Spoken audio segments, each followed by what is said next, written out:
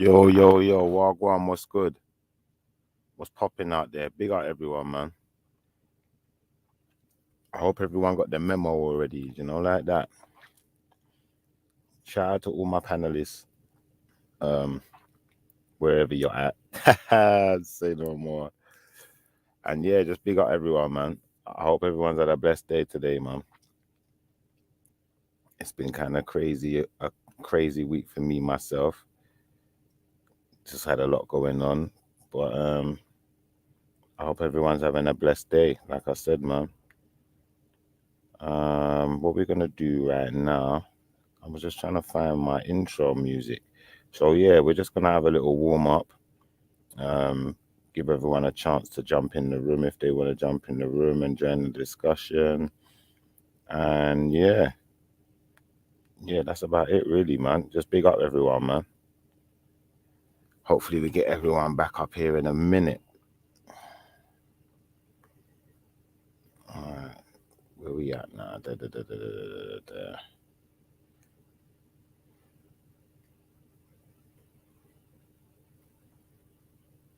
Okay, here we go.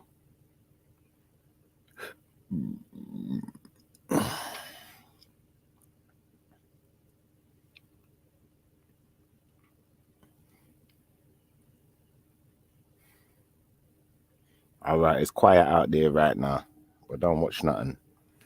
We're soon live up round there. Obviously, I hope everyone saw the title. The show is Mindfulness versus Badmind. Yeah. I hope you like that one there. Because I'd like you lot to talk about this with me, man. I'd like to know if you know the difference or what the difference is that you think there is. I said that wrong, innit? I'd like to know what you think the difference is between mindfulness and bad mind. Long story short, yeah. And you can all tell me, your own versions and differences, X, Y, Z. I'm happy to listen. Yeah. So without further ado, let me go to my intro music. What we're gonna start with today. I wonder.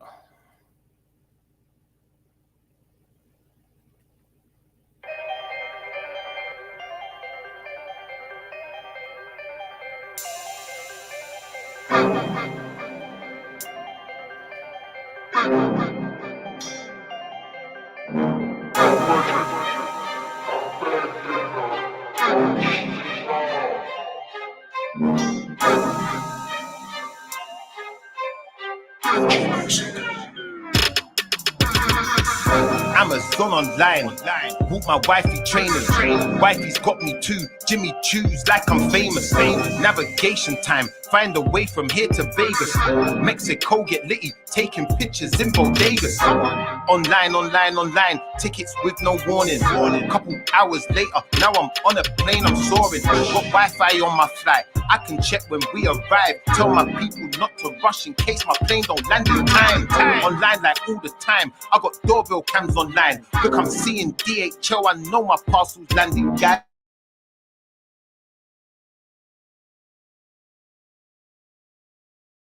Online.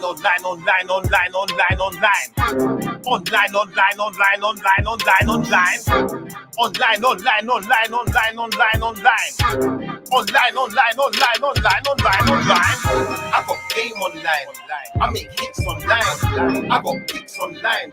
They get extra likes. Came with extra spice.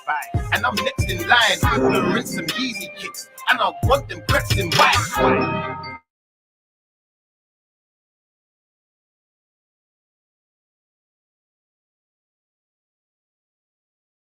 On the 10th, Call of Duty, bullets fly, streaming camera, do it live. My pics are hella tight, drop top, whip it white, credit score, looking healthy, all the one and get it twice. Online, I'm off the limit high, put it on my Instagram, swinging chain, blinging eyes, tone it down, get it right, show them how we're living life. Crypto open doors, suicide.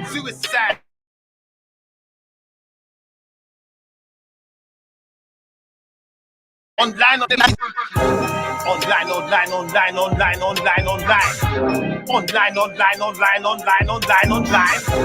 Online, online, online, online, online, online. Online, online, online, online, online, online. I got game online. I make hits online. I got pics online.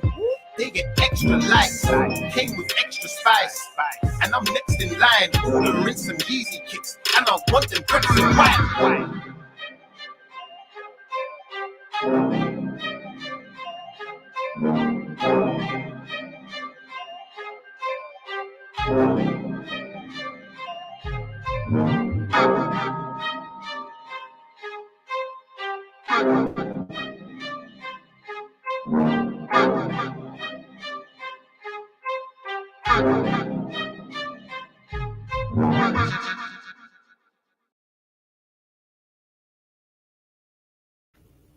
Yo, yo, yo, yo.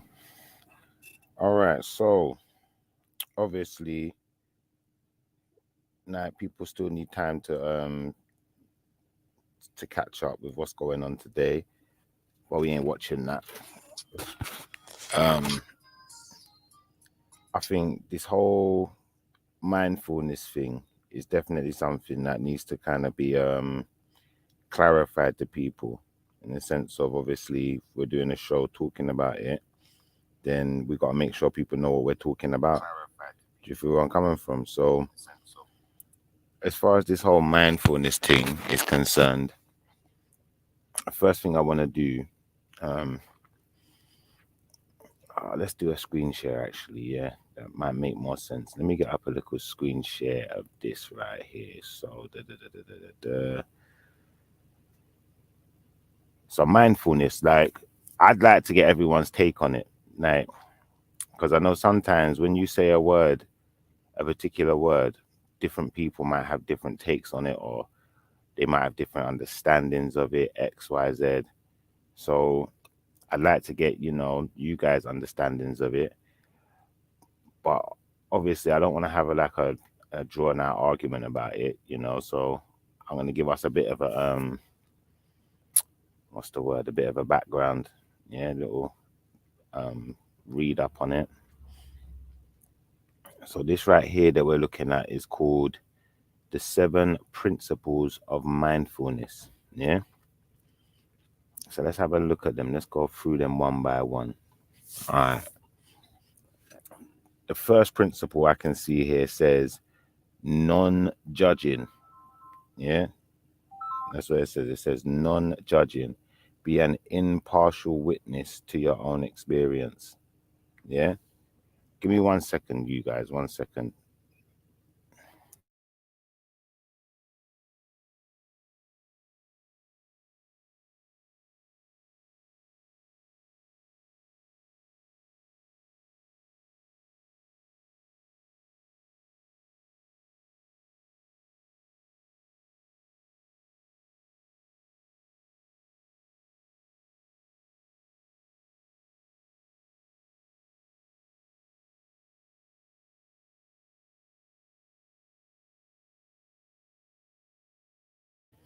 Yeah, sorry about that. I got distracted for a second there.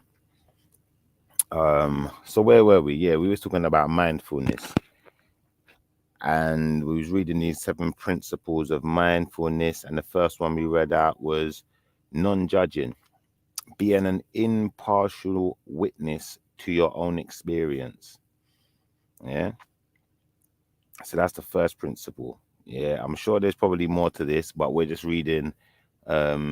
We're not even gone into the web page. Maybe we should click in. Let's click into it. Let's not be lazy. Yeah.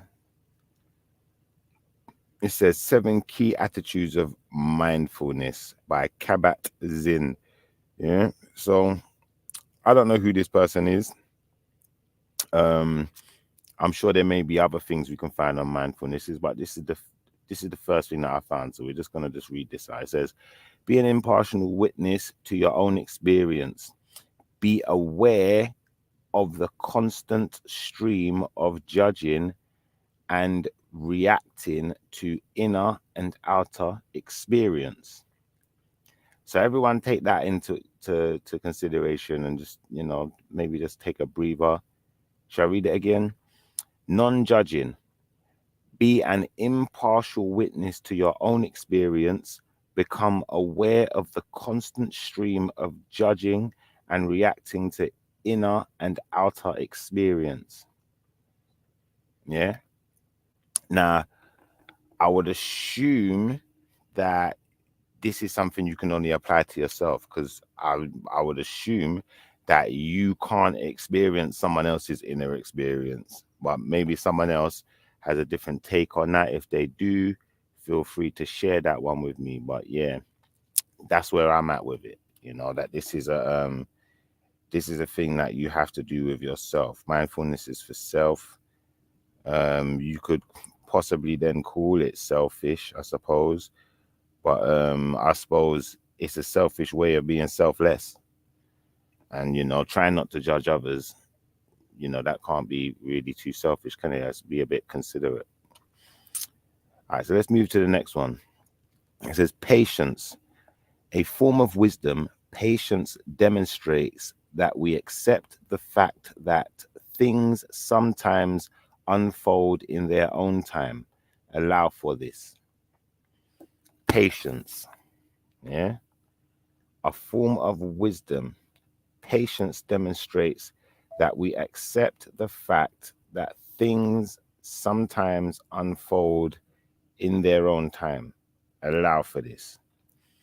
So when I'm reading that, I'm saying to myself, okay, because when I say the word patience, it can mean more than one thing.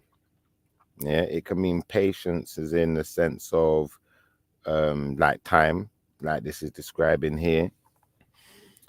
But I'm pretty sure like everyone understands if I say, if you've got children, or you've maybe ever been in a tedious situation, maybe at work with someone who may have pushed the wrong buttons or XYZ. You may have had to be patient, and you may have had to exercise some patience. So obviously that's not what it says there, but because of the word patience, I'd still kind of be bearing that in mind. If it was me, I can't speak for anyone else or tell anyone else what to do or what to bear in mind, but that's just something I would do. I'd bear that one in mind. You feel me? So then we move down to beginner's mind. Yeah. Give me 1 second. Hold on.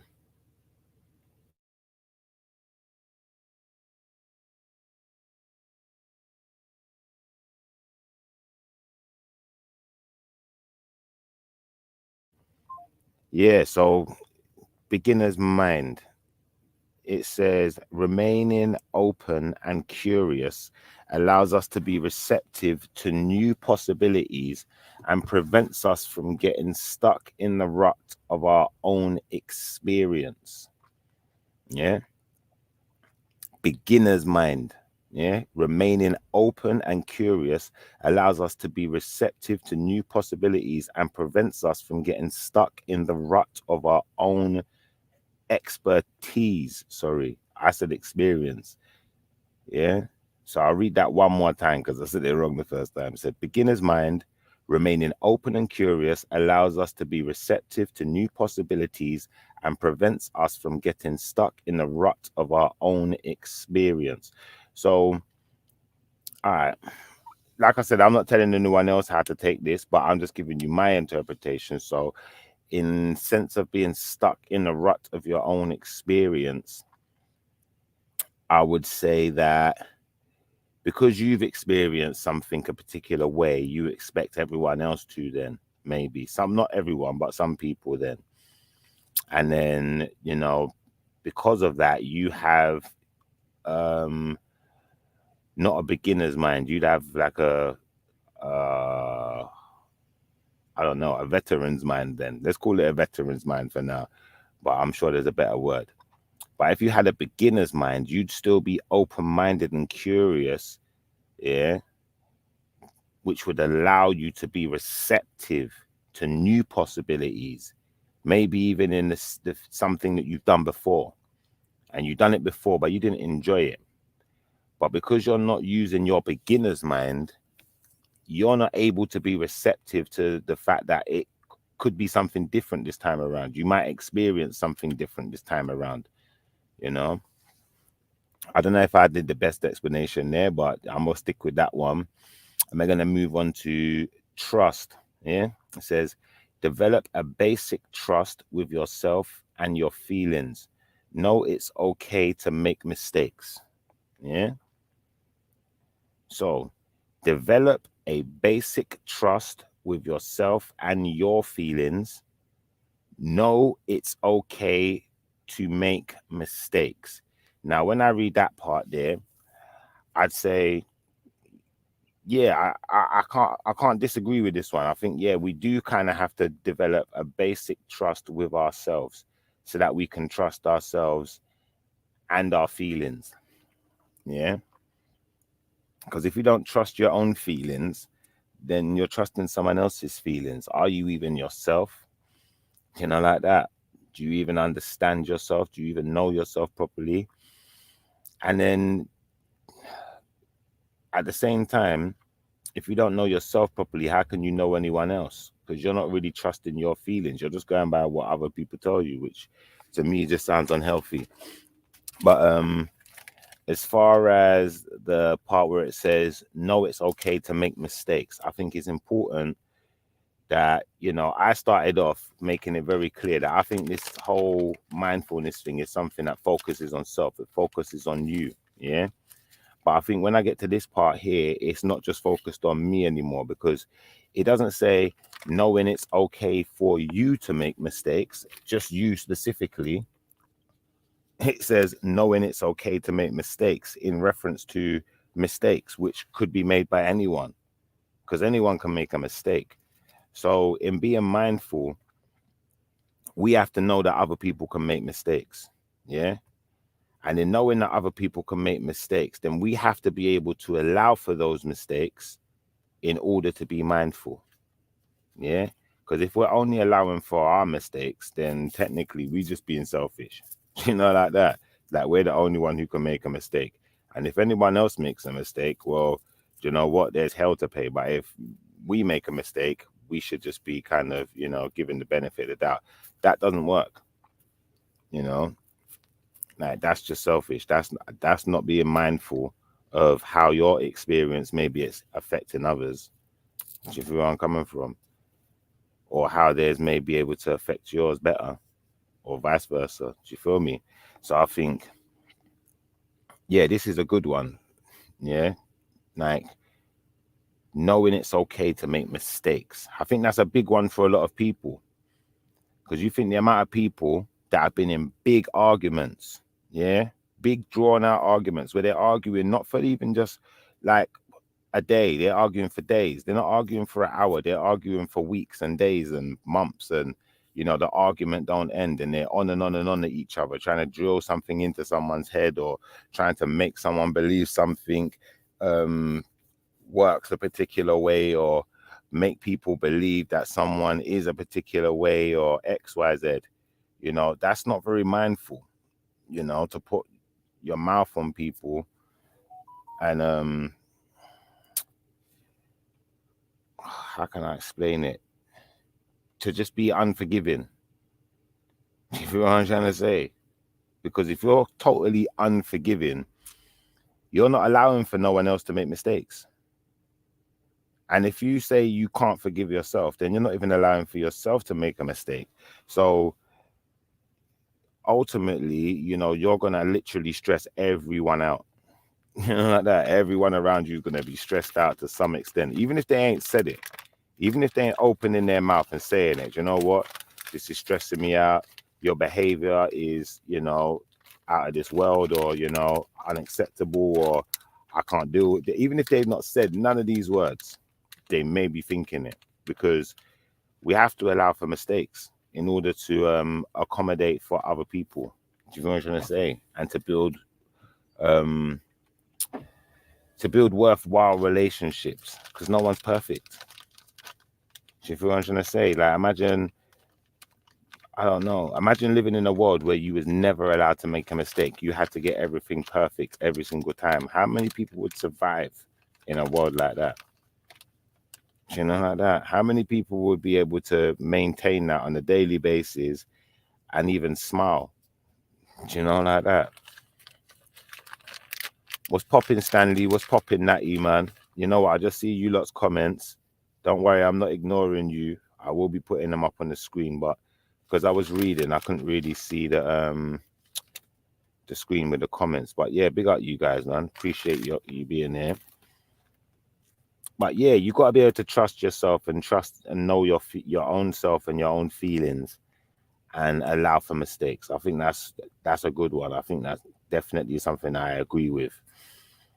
The next one is non-striving. It says the goal is to be with yourself right here, right now. Pay attention to what is unfolding without trying to change anything. Yeah. So non-striving. The goal is to be with yourself right here, right now. Pay attention to what is unfolding without trying to change anything.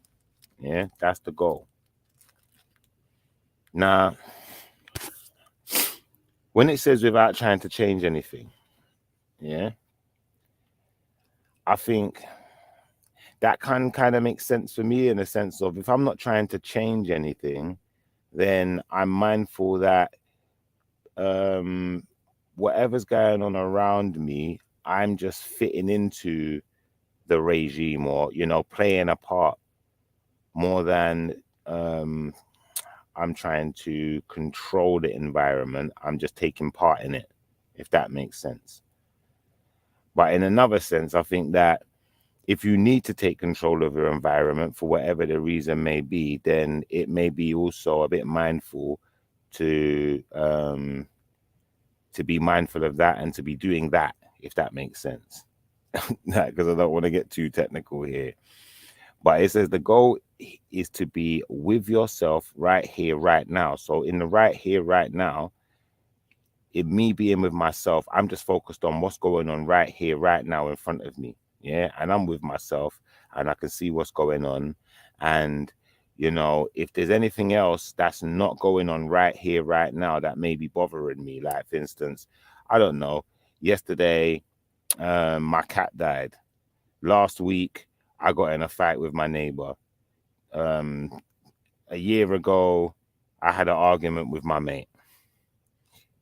If I don't focus on those things that aren't here and now, then it kind of puts me in a position where I don't have to focus on old arguments and stuff like that. I can just focus on what's going on now, and, if I'm practicing the part before, where I'm being a bit forgiving, allowing for mistakes, then I don't need to keep bringing up things.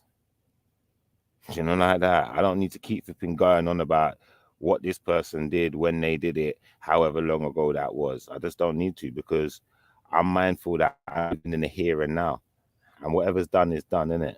So, if I'm able to forgive, especially, then I should be able to move on. And even if I'm not able to forgive, even if I say, what, we're going to part company, I'm going to go my way, you go your way, whatever the situation may be, then I should still be living in the here and now, and not focused on whoever that person was that I parted ways with, and focused on maybe reinitiating that argument or some kind of contention that probably isn't healthy.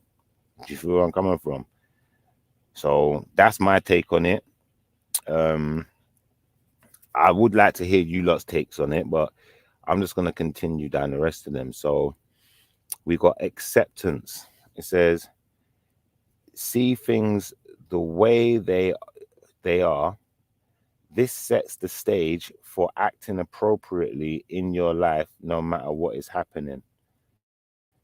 So let's read that again. See things for the way they are. This sets the stage for acting appropriately in your life, no matter what is happening. So, all right. This one's a really good one as well. in the sense of seeing things the way they are, not the way you see them. Interpreting things the way they are, not the way you interpret them. Yeah, that's what I'm taking from this. And even in a sense of listening to the previous advice, like for instance, say like you're having a conversation with someone, yeah? And I know everyone's done this, but some people wouldn't admit to it. I don't care because, I'm just honest like that, if you feel bad. But yeah, long story short, one may have been having a conversation and may have had a slip of the tongue and said something that one didn't really mean in the way they said it. May have used the wrong word, or whatever the situation may have been, where you've got the wrong reaction because you've made a mistake by saying the wrong thing.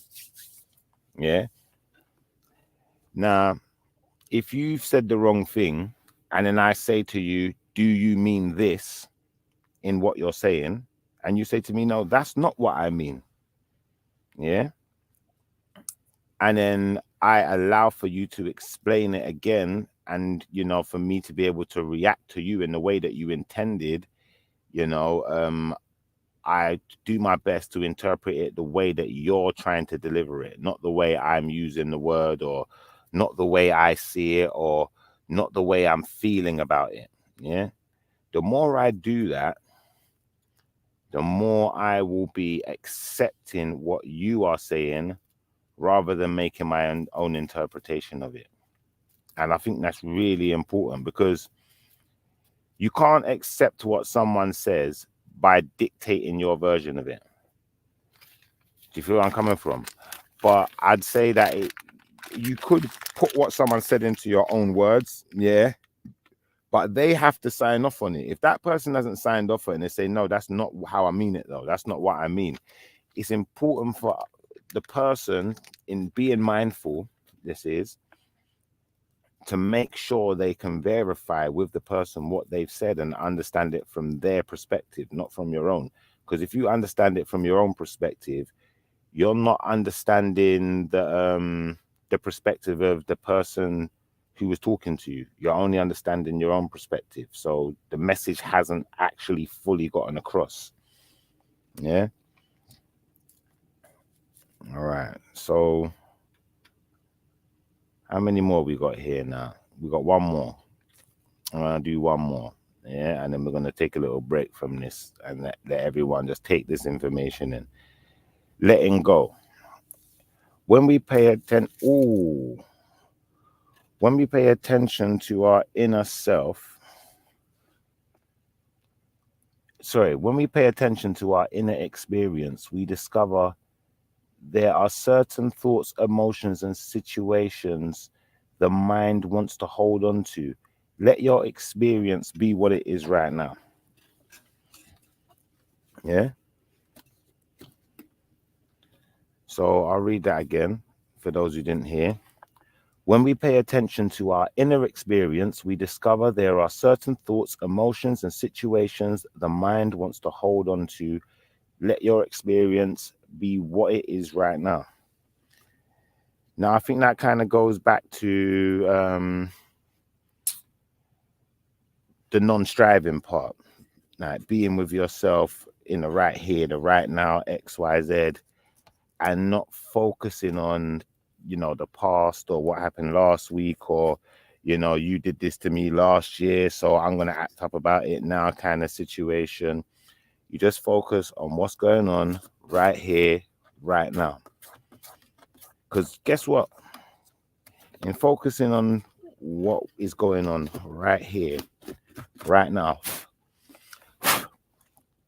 we can more than likely deal with that situation to some extent, to some effect. Right here, right now, we can get a resolution in, all right, say for instance, you're at work today, yeah, and you've got a problem you need to solve. If you just focus on the right here, right now, you can solve that problem. Yeah. Let's say that problem is with someone at work, and you and this person had, I don't know, you had a clash of words, yeah, today. And you don't like what that person said, or you've made it, no, I didn't like what you said. All right, bam. They think that you're being over the top. All right, cool. I've heard what they've said. Yeah. Now, I wouldn't say it's always going to be easy resolvable, but we could just agree to either disagree, or we could agree to just not talk to each other. We could make many different decisions in the right here, right now, that can control this situation. But if I say to a person, you know what, you did this 2 years ago, or you did this 5 years ago, yeah, and big up Rich LK, yeah, big up, man. Big up Suge as well, big up, brother, I don't know. But yeah, if I say to someone, you did this 2 years ago, or you did this 5 years ago, or you did this 10 years ago, yeah, it doesn't allow for that situation to be dealt with in a way where I can actually rectify anything other than maybe saying sorry, yeah. And then in the same respect, especially if like, let me think of the right scenario here. So say like, for instance, now you've got a friend or family member or someone like that now, yeah, and that particular friend or family member was like a drug addict, and then you keep bringing it up 10 years down the line after they've changed their life and cleaning their life up, that might be quite stressful because the person's changed, they're not the same.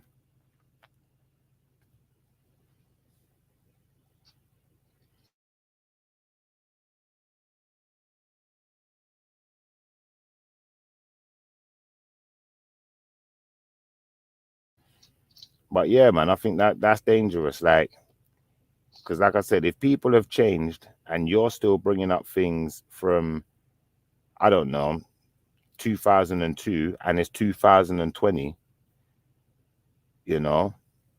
how is that really being mindful? Do you feel what I'm trying to say? How is that really allowing the person to evolve? Do you feel where I'm coming from? And how is that even being mindful of yourself and your own actions, in the sense of, if you was in the same situation, yeah, and let's say, I don't know, you stole something when you was a kid years ago, yeah, or maybe not even when you was a kid, you done it as an adult. So what? Don't matter when, yeah, but it was years ago. Even if it was 1 year ago, 2 years ago, yeah, depending on what it was and how big the situation was. And then you decided, you know what, I made a mistake. You've owned your mistake. You've admitted to it. If you were punished for it, you were punished for it. You've done everything you can to better yourself, to not put yourself in a position to make that mistake again. And you've not made that mistake again. But people just keep bringing it up, bringing it up, bringing it up, bringing it up. Like, that could be a catalyst for you. That could be something that, it could affect your mental health. Do you feel where I'm coming from?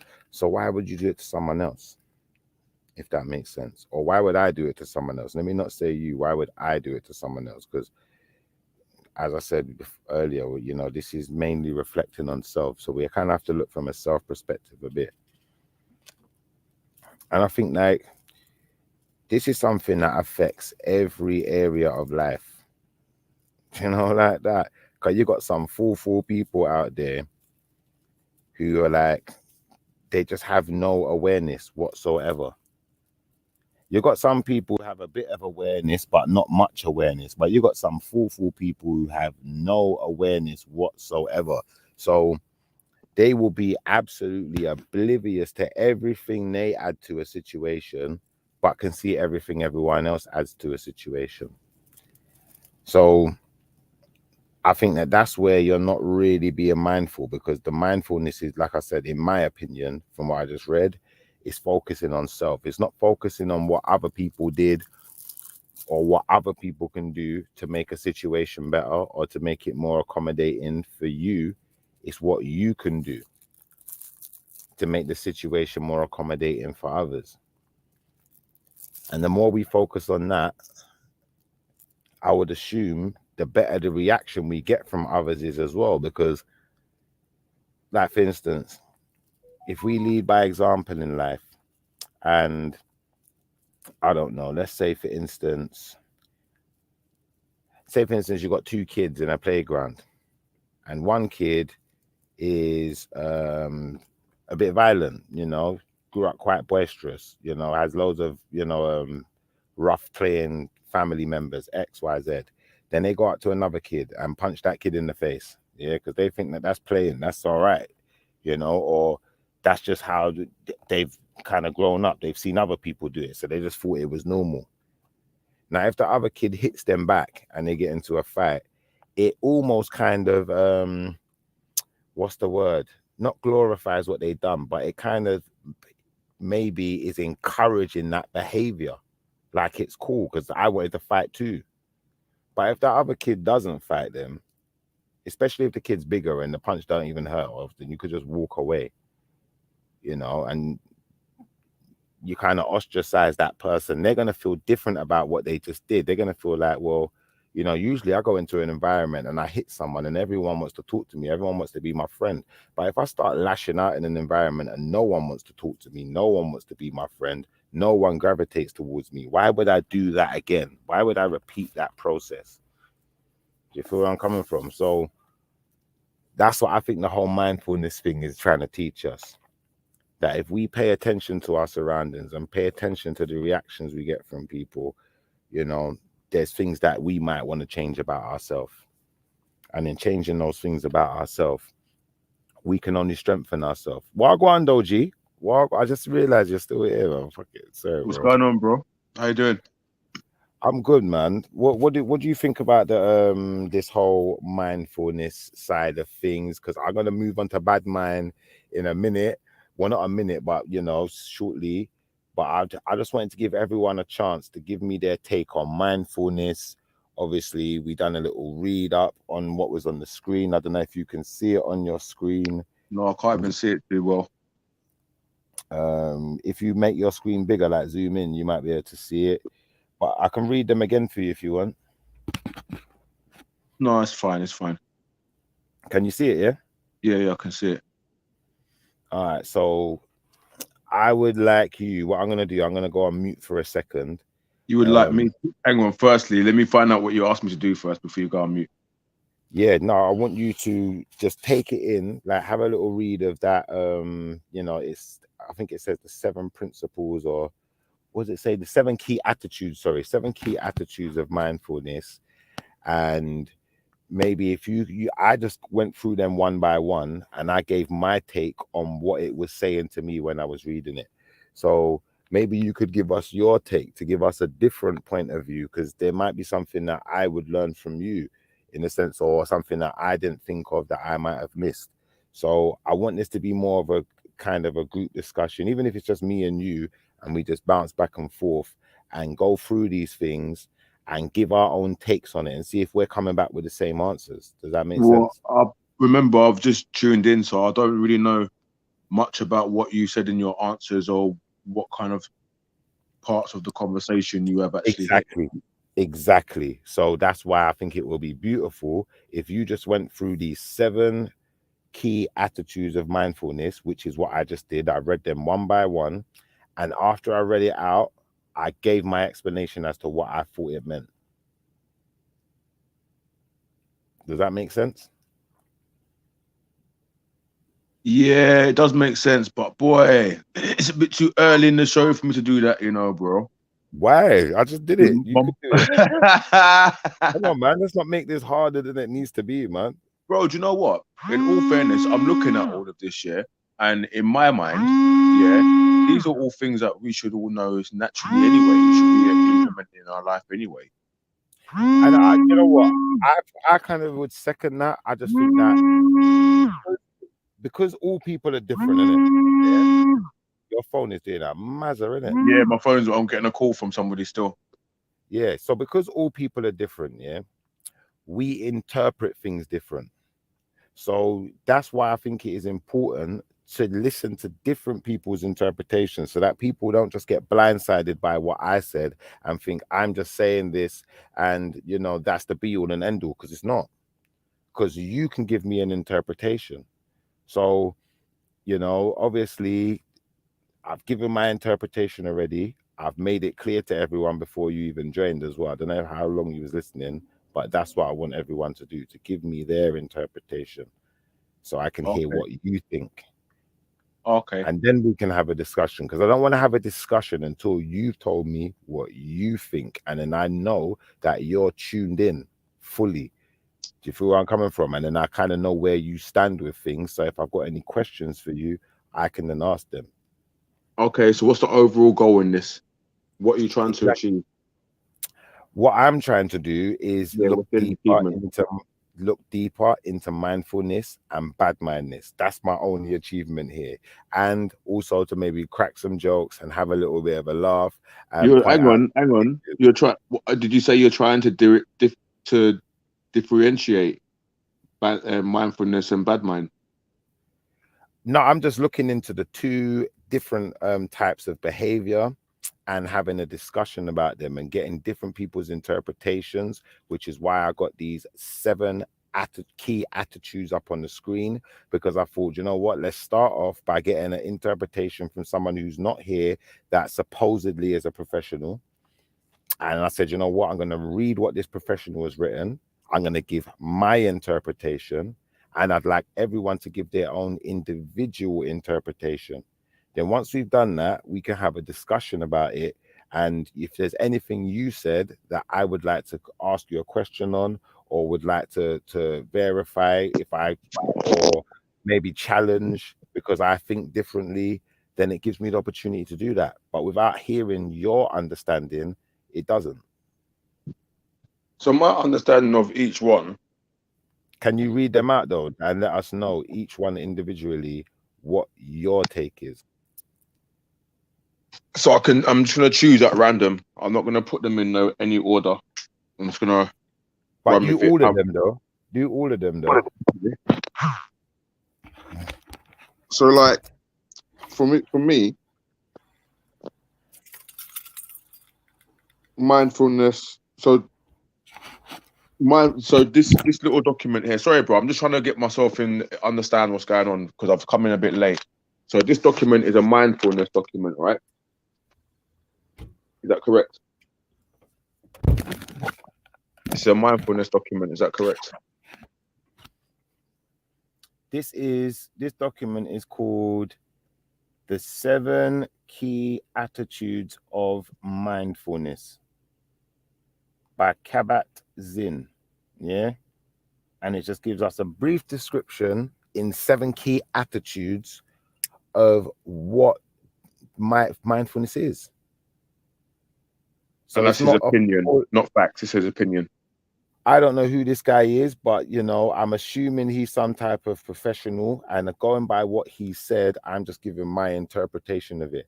This is not an entire mindfulness exercise. I'm sure if I type in mindfulness, I'm going to find much more than this.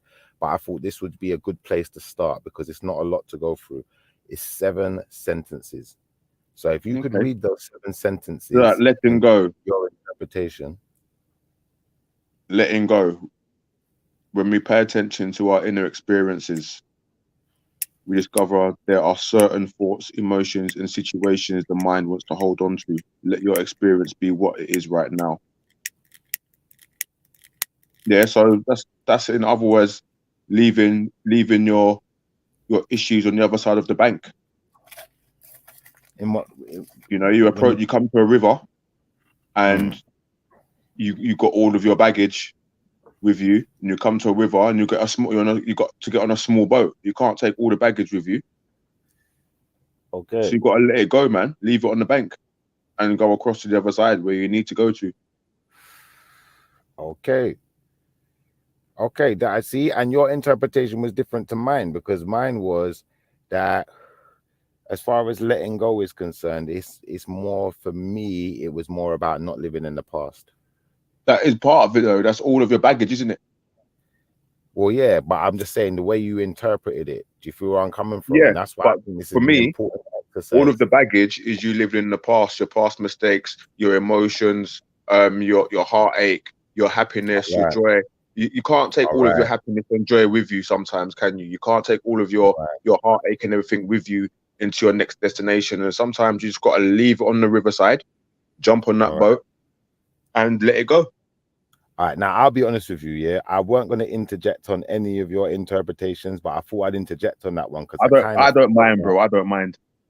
Now, do you know what it was? I kind of felt that that's where you was going, but you didn't give us that full, detailed interpretation there or explanation. So I need that deeply detailed one, like so where it's not very vague.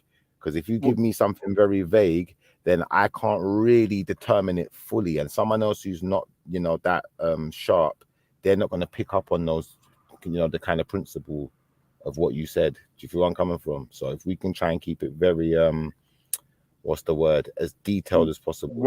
But okay, that's fair enough. That's fair enough. But remember, all of these ill feelings and all this stuff that we're carrying around with us as burdens, and we're not letting go, is causing more of an issue. Yep, especially in the sense of resolution. It's not even so much resolution, especially in the sense of peace of mind. Well, that is resolution in a sense, because if you think about it like this, if I got a problem with someone, yeah, but I've let the problem go, that doesn't mean that I've made up with them or that we're friends now. That doesn't mean that. That just means I've let the problem go. So I've moved on from it. But if I've not let it go, then I've literally not moved on. I'm still living that experience. Do you feel where I'm coming from? Yeah. And that's why I even said that, like, a few weeks ago we done a show and I was talking about people living in people's head rent free. And that's what I meant when I said people are living inside people's heads rent free, because they're still living that experience. They're still talking about it. They're still grieving like someone died. Do you feel where I'm coming from? Whereas everyone else is done. But yeah, what was it? What's the next one that you consider? So acceptance. See things as they are. This sets the stage for acting appropriately in your life, no matter what is happening. And I think that's quite important. But I think alongside acceptance comes a deep thought process, doesn't it? And I think that's where emotions and that's where feelings and thought processes can go up or down. Because it's when you're starting to come to some kind of acceptance of what the situation is. Yeah, agreed. You know, agreed. And I think as at times you just got to accept that, you know what, part of the situation is the way it is because maybe I've done something with it, maybe I've done something wrong, or maybe I should have done something sooner. Yeah, and in that sense, you're taking more control. But then you can't overthink it. That's where the part let it go comes from as well. Letting it go, because you got to go through that thought process and accept what's happening. But then you got to know what you got to accept and how you're going to change it, and what you got to let go and leave at the riverside. All right, but then in what you just said there, accepting what's happened and how you're going to change it, if you're going to change it, you know, that's the point where we're actually really taking control, in my opinion, which is what. But then if you look at it, but then also if you look at it as well, then isn't it fair to say that if that is your thought process and you come to some acceptance, but you don't want to change anything, then doesn't that come to a part of where you're that non-striving section? Not necessarily, because, all right, for instance, yeah, let's say a person gets into a relationship, yeah, and the very first relationship they ever get into, they're in a polygamous relationship where everyone can do whatever they want. They can sleep with whoever they want to sleep with, yeah. Then they get into a relationship with someone who's not like that and they're willing to accept it.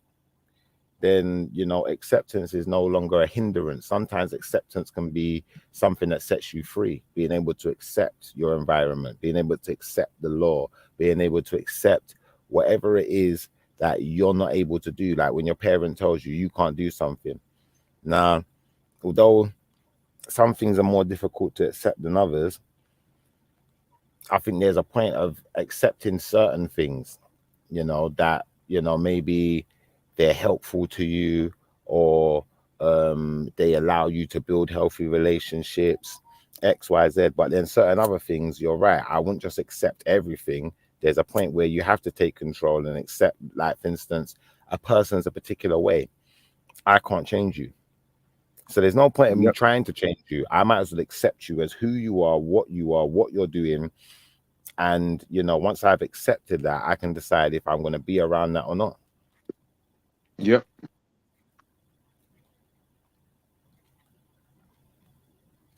So do you want to move on to the next one? Yeah, sorry. I was just doing something at the same time. No, you're good. You're good. So non-striving, the goal is to be with yourself right here, right now. Pay attention to what is unfolding without trying to change anything.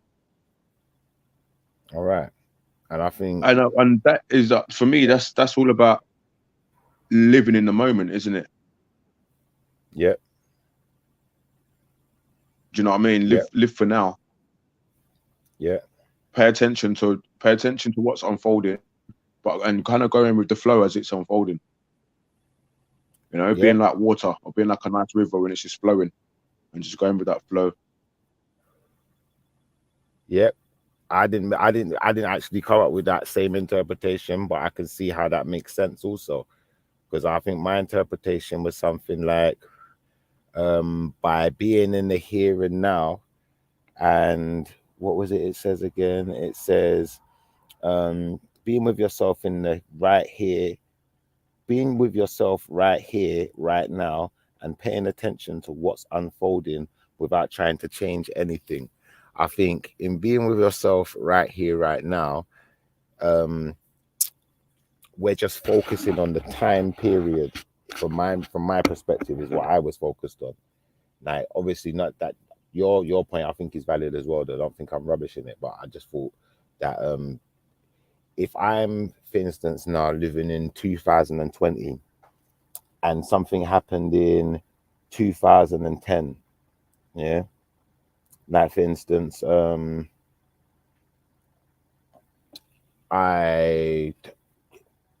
I don't know, someone stole something from me in 2010. We're now in 2020, yeah, and that person is obviously they're doing what they're doing to change their life. They've changed or whatever, but I'm still focused on that experience. Then technically, I'm still I'm trying to change something that's outside of my control, basically, innit? Do you feel where I'm coming from? Because these are things that are unfolding. Do you feel what I'm trying to say? You're gonna be you, and you're gonna, you know, have your own experience, and your life's gonna unfold, and I'm watching it unfold. But if I keep trying to interfere with you and tell you what to do and trying to interfere with your situation, then really and truthfully, how much focus have I really got on myself? How is that really helping me or helping you? Because you got to learn from your own mistakes. Do you feel where I'm coming from? Yeah, I get that. So I kind of took it that way, in the sense of, all right, my goal is to be with myself right here, right now. So I've got my own goals. I've got my own things I'm striving towards. I'm working towards my own mindset, and, you know, things I've set out in my path and the way I've chosen to be. And you got your own mindset, who you've chosen to be in it. And by me accepting you as who you are, like, and not trying to change you, and not trying to change other people's situations, or, you know, other people's things, you know, to suit me, it just puts me in a more powerful position to just empower me in what I'm doing. Do you know what I'm trying to say? There's no focus on what other people are doing, and is there? So they're not in my way.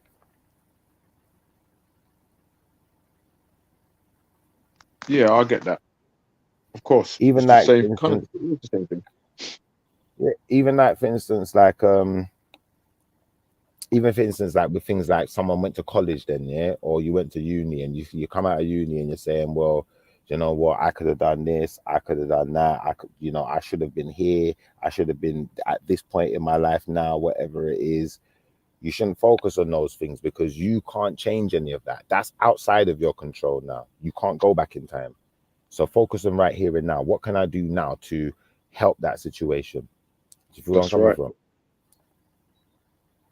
And I think that's a Yeah, powerful tool. I think that's a very powerful tool still. but it's very underused. Mm. It's very underused. You know, everyone right now we're all wrapped up in this rat race, isn't it? And we're chasing down the dream. But some people don't even know what the dream is that we're chasing. Yeah. We're just running the race and chasing it anyway. And then part of the dream that we're chasing ain't even your dream, it's somebody else's dream that you're chasing. Mm-hmm. And you're helping them get to it. What about yourself? Yeah, 100%. And it's like you can't dwell on things in it. If you made a mistake, all you can do is not make that mistake again. And then let it go, and then don't make it again, innit? Yeah, that's the only thing you actually can do about it. You can't undo the mistake. For instance, if I went into a shop and I gave the man the wrong money and I walked out the shop, yeah, I can go back and rectify my actions, but I can't change the fact that that action happened. Do you feel what I'm trying to say? And I think that's where a lot of people maybe sometimes find themselves in a a situation where you might even feel that people look at you a certain way because of your actions, and you expected that they would have changed by now, but they're changing their time. You know, like that. They'll see you for who you are when they're ready, and if they're not ready, they're not ready. If they're never ready, they're never ready. But you have to be able to just accept life the way it is, man, rather than focusing on things that are outside of your control too much. Yeah, for real. So what was the next trust. one? Develop a basic trust with yourself and your feelings. Know it's okay to make mistakes. Okay. And So I think that's that learning process, isn't it? I think trusting in yourself. I think sometimes isn't something that you get immediately. I think that's something that you kind of grow into as you live and your experiences. Yeah. I don't think trust is something that you just get straight away. And I think that's the key where it says develop.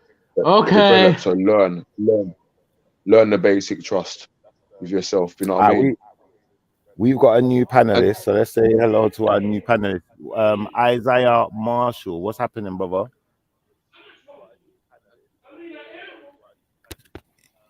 Yo, Isaiah Marshall, can you hear me, bro?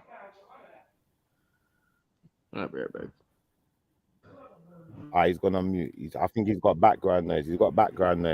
But you see, yeah. So especially how's it going, guys? Yeah, we're good. Yo. We're good. Sorry, bro, we couldn't hear you for a sec there. How you doing, man? Is there anything you wanted to say? We are in live streaming again, so my mom is not here. So yes. Okay. And what did you think about the subject? What subject? I don't know what it is. Oh, say nothing. You just jumped in. What's good though, man? Where you at? You in America? Oh shoot. I got allergies for my eye right here. I got red eye. Okay. So what's good, man? You must have jumped up here to say something. You must have something to say, man. I'm enjoying the podcast, so yeah. Thanks, broski. Thanks, man. Well, we're talking about mindfulness, and we're talking about basically like how we interact with each other. Is basically the subject, and how we're aware of ourselves and each other when we're dealing with mindfulness. From my understanding. Playing the game. What do you mean by play the game? Playing Wrestling Revolution. Play what? I'm playing Wrestling Revolution from M. Diggy. Do you watch wrestling? No. So take a look at the names. Okay. All right, brother. Well, it's nice having you up here. Go on. You said MD something. What did you say? M. Dick E. M. Dickey. Well, is that a good wrestler? Yeah.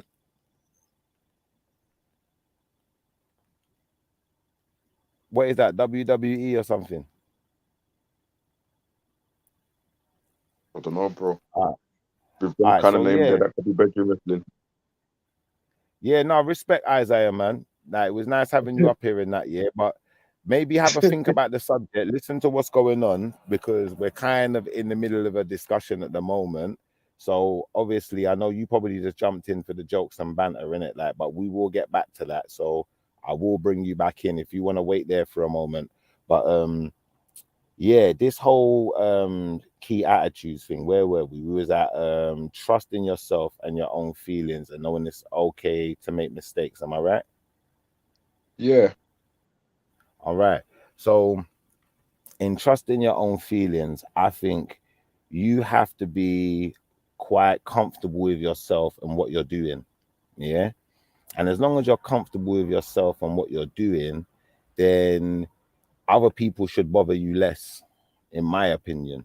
So for instance, now, like, if you drive a particular car or subscribe to a particular sport, or you play a particular game, whatever that may be, you have a particular religion, whatever it is, don't matter what it is, if that's really something that you're confident in, something you believe in, it shouldn't matter what other people think. It should matter what you think and how it's affecting you. Do you feel where I'm coming from?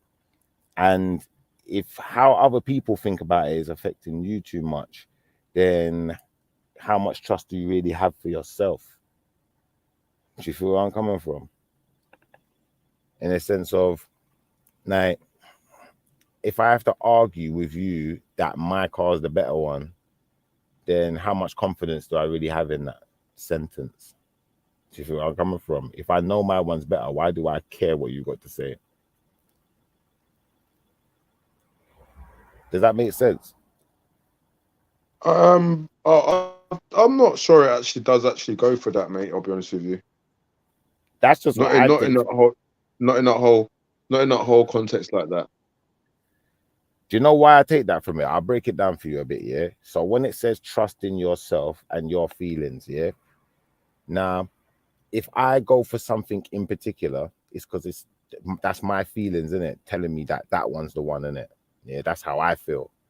Yeah, that's why I would say the sentence to someone certain times. I say, "Is that how you're feeling?" Yeah, because you might have done something, or you said something, or you was moving a certain way, or you might have even, like, we might have been out and you started talking to a girl or something. Is that how you're feeling? Yeah, do you feel what I'm trying to say? Because I think a lot of the times we don't attribute some of the things we're doing to feelings when they are feelings, because you do feel a particular way, you do like particular things, X, Y, Z. So once I've worked out what my feelings are and what I'm into, then I can be confident in that and trust my feelings to be right for me and for what I'm doing. I know that it's okay to make a mistake, in the sense of, do you know what? I might have said, do you know what? My feelings might have led me to believe that I want to be an American football player. But I get there and, you know what? No, this don't work for me. I've made a mistake, but that's okay. This is a learning curve. Do you feel where I'm coming from? But I'd like to hear your interpretation as well. What did you say again? You said, I can't Do you remember what know? you said exactly. Yeah, I know. Um, yeah, to trust yourself, man. To trust in your feelings, but I think more so that's more like instinct, isn't it? Yeah, that as well. Instinct, decision making, Instinct, all of that kind of stuff. and I think awareness, and I think ultimately there's more to just one aspect of trust. I think again, that's something that you, as I mentioned earlier, that's something I think trust is you build up over time. You don't just get it. You know what I mean? It's something that you do from your actions, from the decisions that you make. You make a positive decision, then you make another positive decision. You might make a negative one, but then you learn from that because you made a negative one. You know what I'm saying? And you make another positive one That again. makes sense. Do you know what I mean? That makes sense. And you know what? That kind of adds to what I was saying in a way, because think about it like this: when you was growing up now, yeah, before you might have done something or made a decision to go somewhere, you might have asked someone or asked mum or said, do you think this is cool? Or do you feel what I'm trying to say? To get that verification. And then after a while, you started trusting your own judgment and saying, you know what? I don't need to ask no one which one is the good one, you know, or which way is the right way to go. I know in myself, in it, I trust my own judgment. Do you know what I'm trying to say? And just that's trust comes with confidence as well, isn't it? So I think with trust, there's so many elements that come along with trust. To just put it into one context like that is quite tough, because you got so many different little bits. Yeah. You know, don't get me wrong. Some people just naturally have that confidence, but then you get people where they over trust people and they get caught up in the wrong situation, isn't it? But you see, when you say trusted people, this is why I'm saying, like, I just focused on that first sentence where it says, develop a basic trust with yourself and your feelings. Because when you say yourself and your feelings, that's very specific. So now the whole but trust what about those people that don't trust their feelings and they're always seeking advice from others about stuff, and then they end up in a worse situation? Exactly. That's the problem that they got. This is what I'm saying. You need to be able to trust in your own self and your own feelings. So you need to be able to learn from experiences and learn from people around you and learn from, you know, life experience, so that you can trust in your next move. Do you know what I'm trying to say? We need these things. And I think, like, because I focus so much on the words you, that's why I'm using the word trust different. Because if I'm trusting myself, it's different to trusting someone else. Do you feel where I'm coming from? Because when I trust in someone else, there's more chance I'm taking in that. Whereas if I trust in myself, I agree with you. do you feel me? Like, I can put the trust in myself and know that I can do it if I choose to. I know, and obviously, if it's something I really want to do, I'm gonna get it done. If I don't really want to get it done, like, well, even if I didn't get it done, that don't mean that I don't really want to do it. Do you feel what I'm trying to say? It just maybe means something came up, but I have to trust in myself enough to know that I'm not just putting myself in an awkward position saying I want to do things that I don't want to do. Do you feel where I'm coming from? Yep.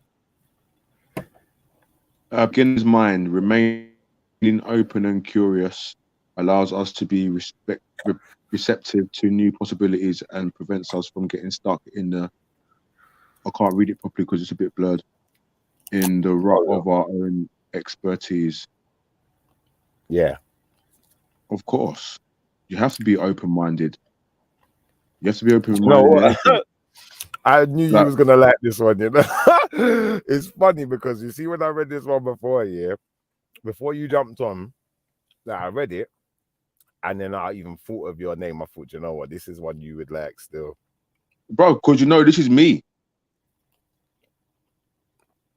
Like this is that is me right here, having an open mind, remaining open and curious, because I'm always trying to find a way. That's me to a T. And that's about growth as well. And you know what? I think it's not. I don't think it's about growth.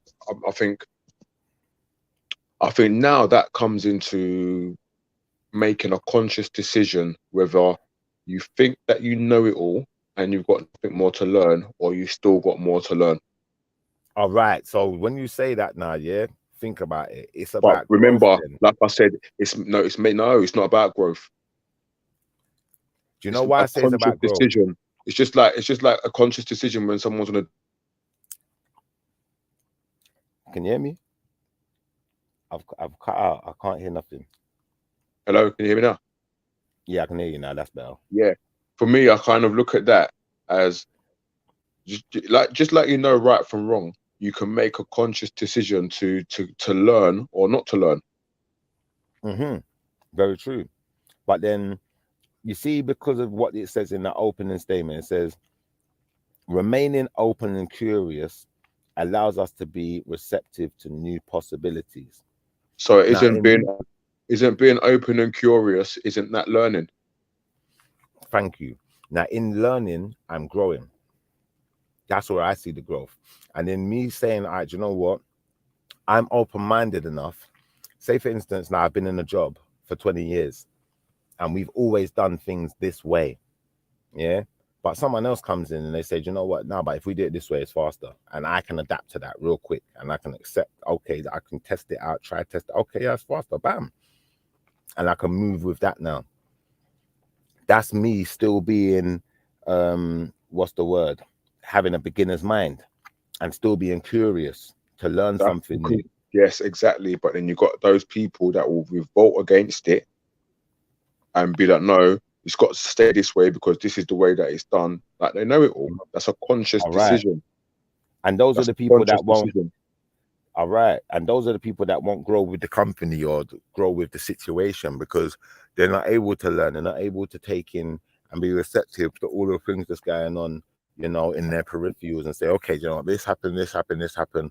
And I can avoid all of those things in the future because, you know, I can change this, this, and this, and this, and this. Do you know what I'm trying to say? Or, you know what, this procedure has become outdated and redundant. And we can have a new procedure that can be more effective. But some people, like you said, they're not going to be receptive to that because they're so stuck in the old system. Maybe it suits them personally. Maybe it suits some other agenda. You know, maybe it's a way of them being lazy. I don't want to put a finger on it, but I'm just going to say that whatever it is, you know, that's now stunting your growth. Do you feel where I'm coming from? And I think, like, especially with like, how can I explain this? So people will get stuck in things, yeah, and they'll just be stuck in one thing, like yep, I know exactly what you mean. Like, they're stuck in the job. They're stuck in one job, and all they do is moan about the job. Oh, I hate this job. I don't like it, and blah blah blah. But that's all they do. Nothing, but they'll know nothing. They'll never do nothing to change it. Exactly, and then it's they'll like sit in that rut, and they'll never sit down and say, do you know what? Over the next 6 months, I'm going to do myself a course on this and on that, so I can learn something new to go and do something else. Yeah. To set up this. Yeah, I hear you. That's exactly. I agree with you. Even like you get them people like who, I don't know, they're like a bit of a hermit. Then they just stay in the house all the time, and then, you know, they realize they're on their own, and one day they don't want to be on their own no more, and then they're just getting upset, and, you know, they're making up noise about it or arguing about it or whatever they're doing, saying, you know, no, I don't want to come and check for me. I'm always on my own and rare tear, but they haven't done anything to change it. You know, like that. The onus lies with you to change something. If you know where I'm coming from, big up man like Natty as well. He said he's watching football at the same time. And he said, Man City just cost him money.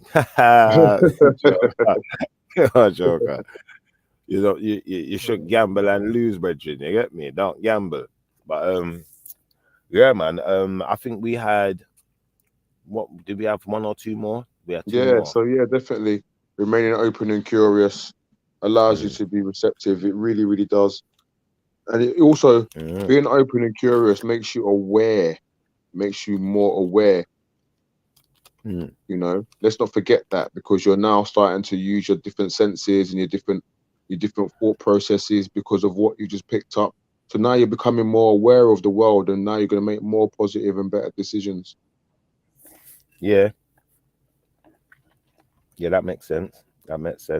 Hey Natty, when you're done now, or when you're ready, jump on, man. We need you, man. We need you guys up here, man. Yeah. I don't know where everyone is doing, but it'd be nice to have patience.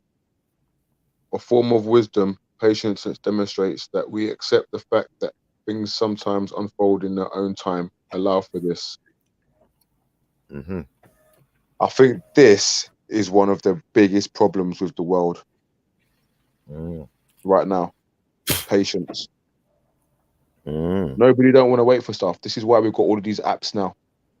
You know, this is why we've got all these people now that come and deliver to your door. You ain't got to come out of your house no more. From when the microwave started, that was it. And it's just evolved now. No, no one has patience no more. See, this is the only one. Sometimes they have their patience for each other. All right, and this is the only thing where, like what I did, exactly what you did. I added that one in there, as in having patience for someone else, or having patience for a child, like having patience for each other, because when I read it, when I read the words that is patience demonstrates that we accept the fact that things sometimes unfold in their own time. Allow for this. Now, in allowing things to unfold in their own time, we're now making time be the key factor within the description. Sorry. So I don't think time is the only factor. I think that, patience is also, like we said, understanding that I people are don't going to think that make time is mistakes. I think it's wisdom, mate. A Yeah, form of wisdom. patience is Yeah, a form of wisdom. 100%, 100%. But I'm just saying, like, because it puts that time part in there, like, I don't think it focused enough on that and gave us, that kind of description where it actually describes having patience for another person, in that sense. And I think that that's important as well, because if we haven't got patience for other people, then, especially when it talks about allowing for mistakes, yeah, like, how are you going to allow for mistakes if you ain't got no patience?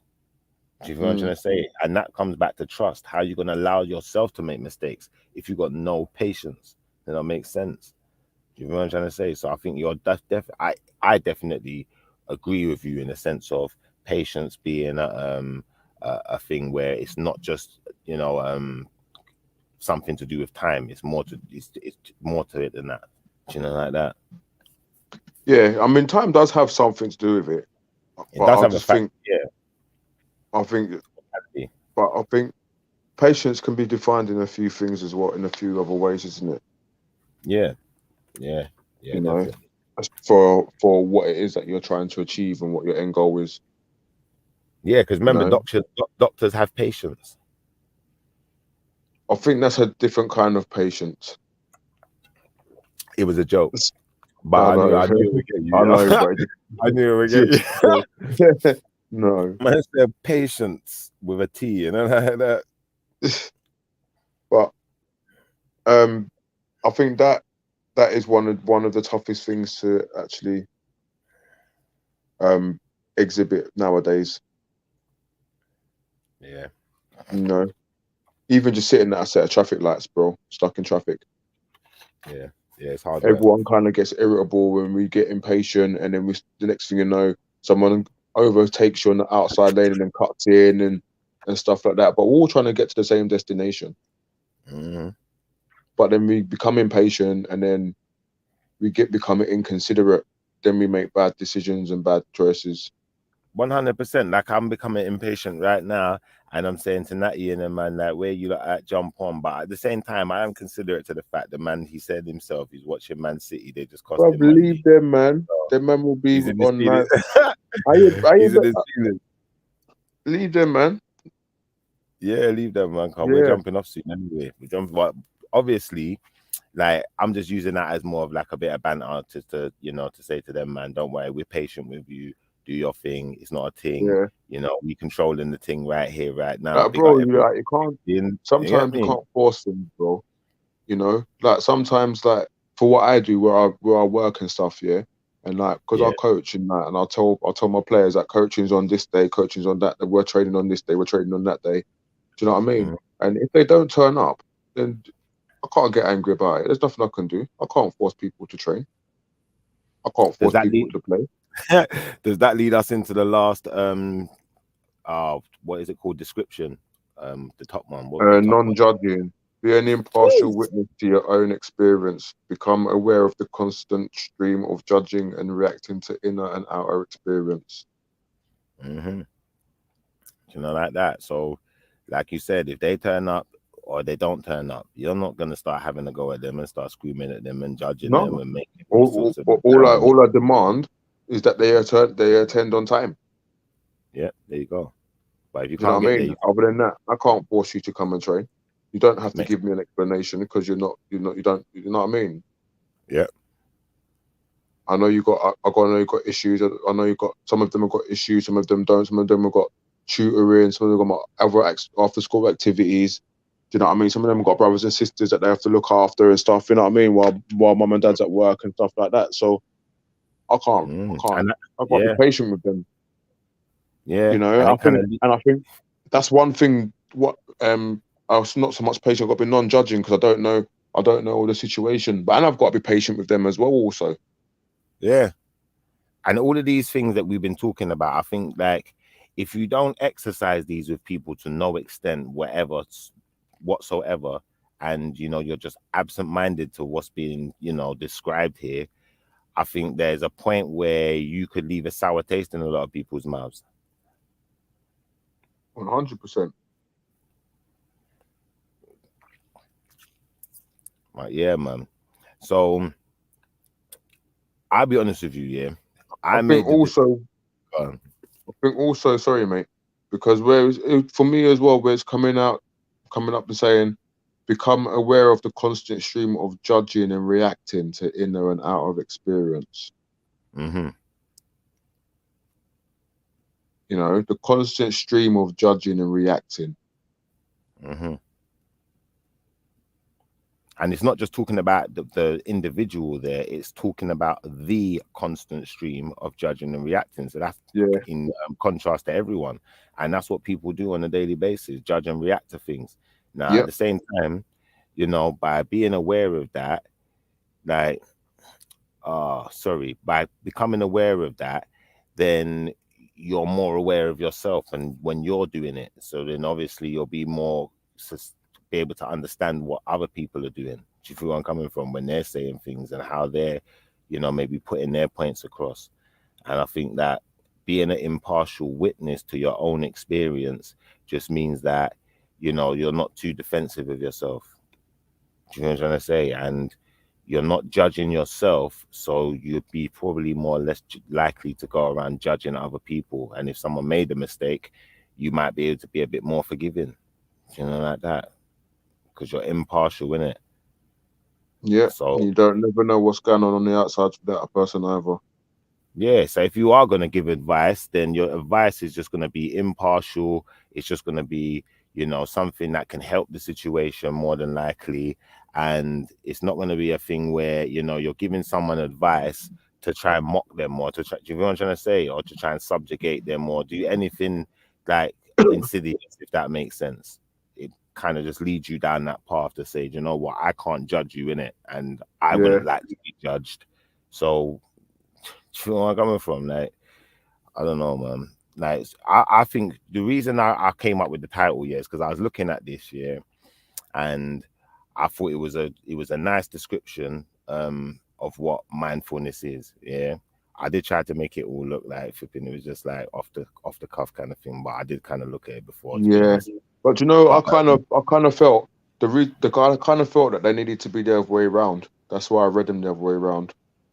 I got you, but you see, when I read this, I said, so this is what I said to myself. I said, so if you aren't practicing any type of mindfulness and you're not mindful, then what's the opposite to mindfulness? Is that bad mind? Talk to me.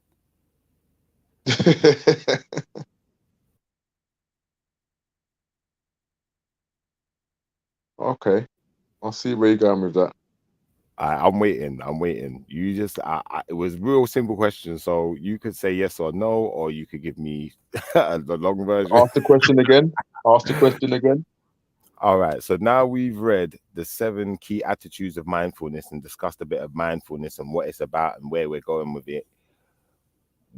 I came to the conclusion that the opposite to mindfulness could be bad mind. Do you agree, disagree? What's your thoughts on that?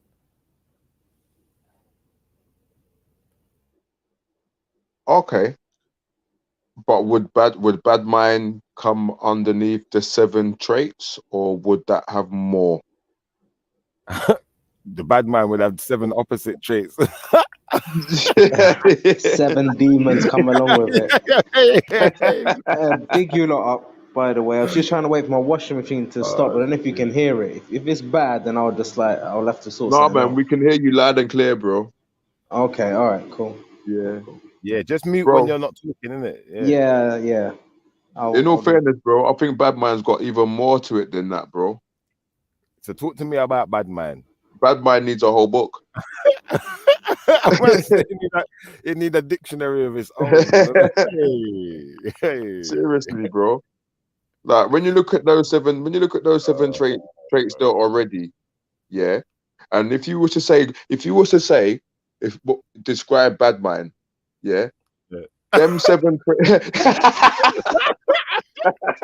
yeah, them seven traits will be there, plus the rest of the book, bro. I said plus the rest of the book. I hear you still, because obviously there's more to mindfulness than just this 7 key attitudes to mindfulness. This is just someone else's brief description of what they believe the key attitudes of mindfulness are. But I'm sure there's a shed load more of information on mindfulness. So Badmind, if it is the absolute opposite, then maybe has Scroll up, similar please. of information. Well, we already know that Badmind don't trust no one, innit?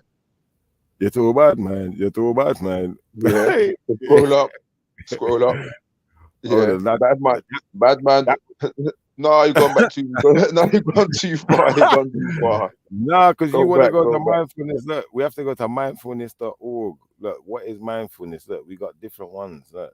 Yeah, no, that's fine, man. Go back to the one you just had. That's the one we're working with, bro. There was only that one page, though. Yeah, but I could scroll down to the bottom of that page, man. Oh, what? Scroll back. Hold on. Yeah, to the bottom of that page.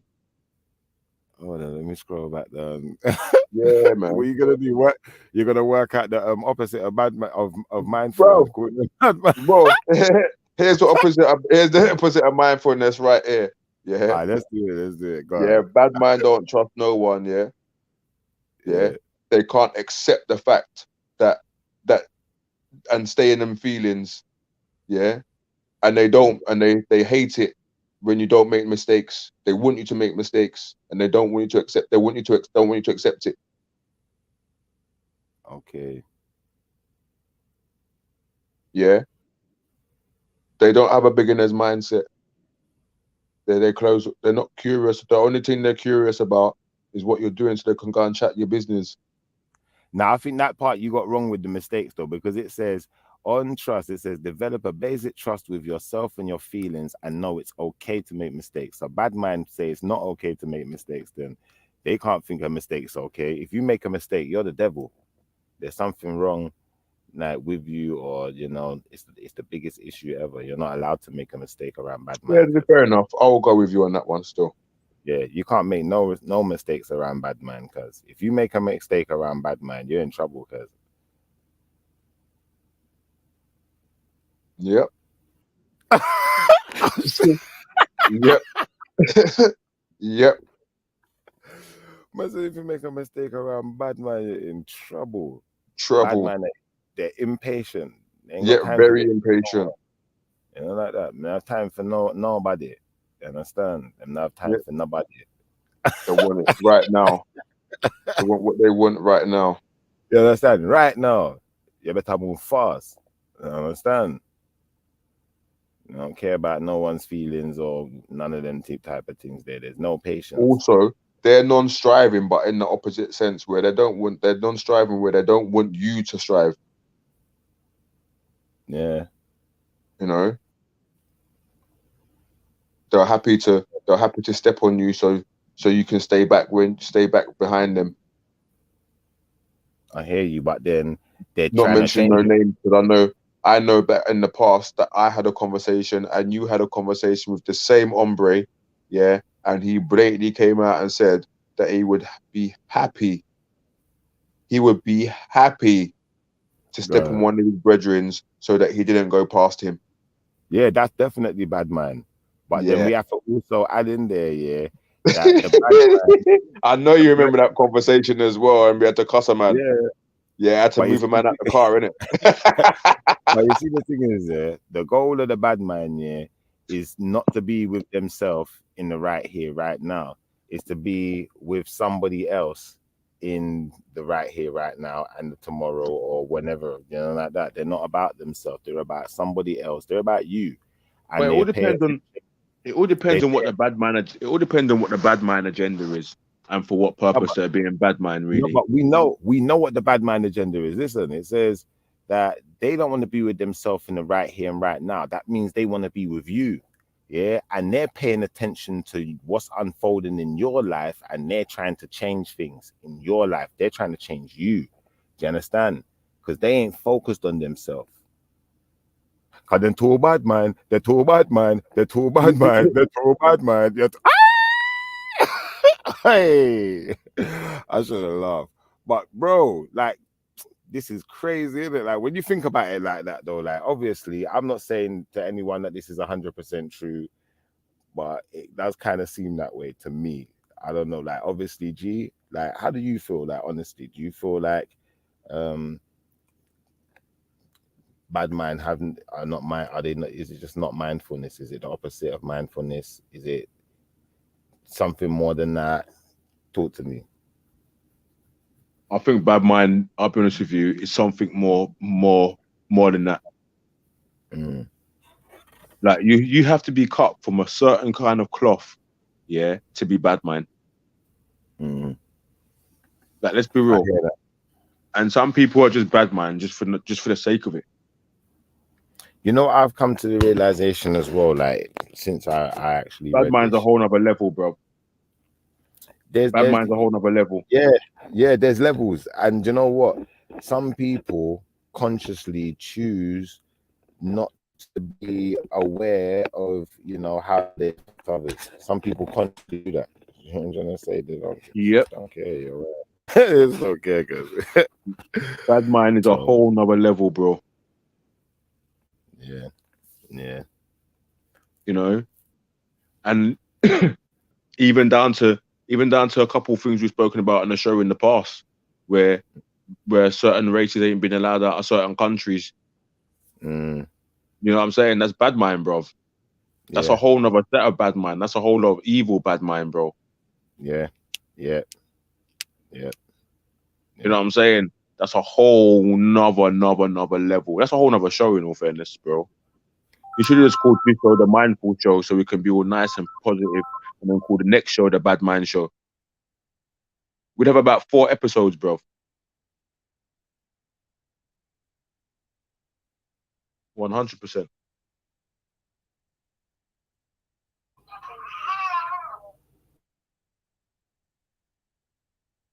Yeah, no, I think you're right, man. I think you're right. I think like the mindfulness thing was a good one, and you know, we done mindfulness. It's taken us, I don't know, an hour or so. I think that's good enough, man. You lot can relax off for the evening. I know everyone's busy right now because otherwise you'd probably be here. So yeah, big up Sham for attending as well. Appreciate you, brother. But I think you're right. Maybe what we should do, we're gonna kind of like wind it down. Yeah, but next time we can Literally, do my the bad washing side. machine stopped spinning. You know, Man, you can hear it dying down. I thought, okay, it's 3 minutes. That's not too bad. But I thought it was killing you. My other headset, it's got that noise cancellation thing. I didn't realize how good it was. But it's like see, now I'm just using like a normal plug-in thing, and you lot can hear everything in the background. see, Yeah. But no, I was just thinking, like, obviously, 2 people can call each other bad mind. This is the problem. mm. So it's like, what conclusions do you draw from that? Well, Does this it is even why exist? You know? this is why I'm trying to come to like a conclusive kind of determination of what bad mind is. And I thought, It's good and how do evil, you, isn't it? Age-old all right, argument, good and evil. now you say good and evil. Now, Yeah. because I was using the word mind, I thought mindfulness. Because if you're Yeah. not mindful, then maybe you are bad mind. That was my kind of like thinking on it. That's why I came up with this Yeah. mindfulness part. But I think if we do the Bad Mind Show, what we should all do, go away, do a little bit of research, some homework for everyone now. Yeah, bam. Show me Bro, what what bad mind research? is. What research do we need to do when we've had people that have been bad mind to us all of our life? What more research do we need? No, I want you to show me We what all bad mind tasted is it. on the next show, yeah. But I want you to show me more things that you think. For instance, like I said, mindfulness. I don't think if you're a bad man, you could practice mindfulness. Oh, what are you saying? You want people to do your show for you, yeah? You don't want to do the research Nah, yourself? nah, you lot can come up with some stuff as well, man. You can see what you find in it. But obviously, you may have some already that you think some behaviors and some ways Yeah, of I think I got some understanding already, to be honest. I don't think yeah. unless some extraordinary information comes along, I don't think I'm gonna change. Like I don't know, because I've got my mindset on it already.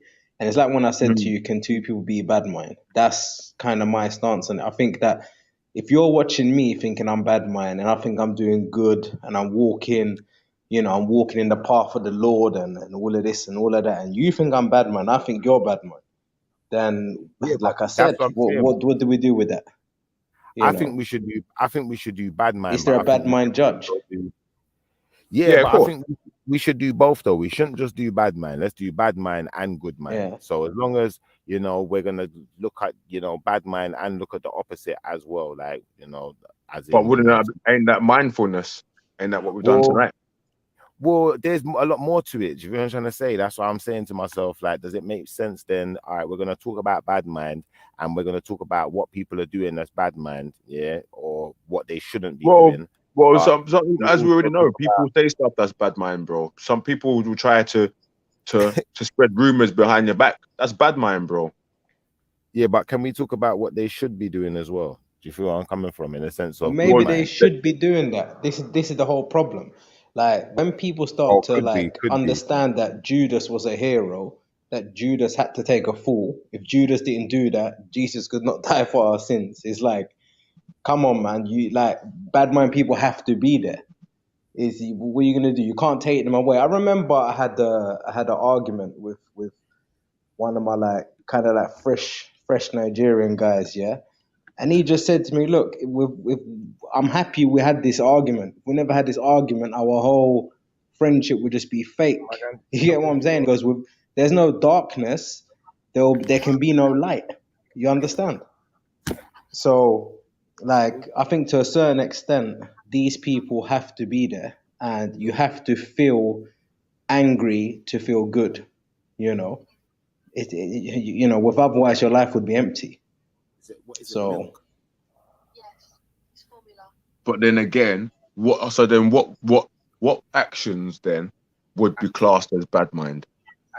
I would say, obviously, like people without benefiting themselves wishing you harm. If it's benefiting them, I think it still could be bad mind, but you can see where obviously there's a different element. There's a different like they're striving. Like let's say two teams, one team wants to win, and wants the other one to lose, kind of thing. Okay, cool. We can understand why in it because you lot want to win. But if you just wish someone harm without benefiting, I think that's definitely bad, man. I think that's an element where how do you explain you sitting there, you just want bad things. There's no good, there's no glory in what you want. You just want bad for that person, and we find the good in your wish or your intentions. And that to me, that defies it. Um, Quite simply putting, there's no gain by the person wishing harm on the other person. So yeah, because I think if there's a motive or something driving the person, then I think it has to be understood. Even if you can't understand it at the time, you got to try to understand it. Um, that's where the mindfulness comes into it.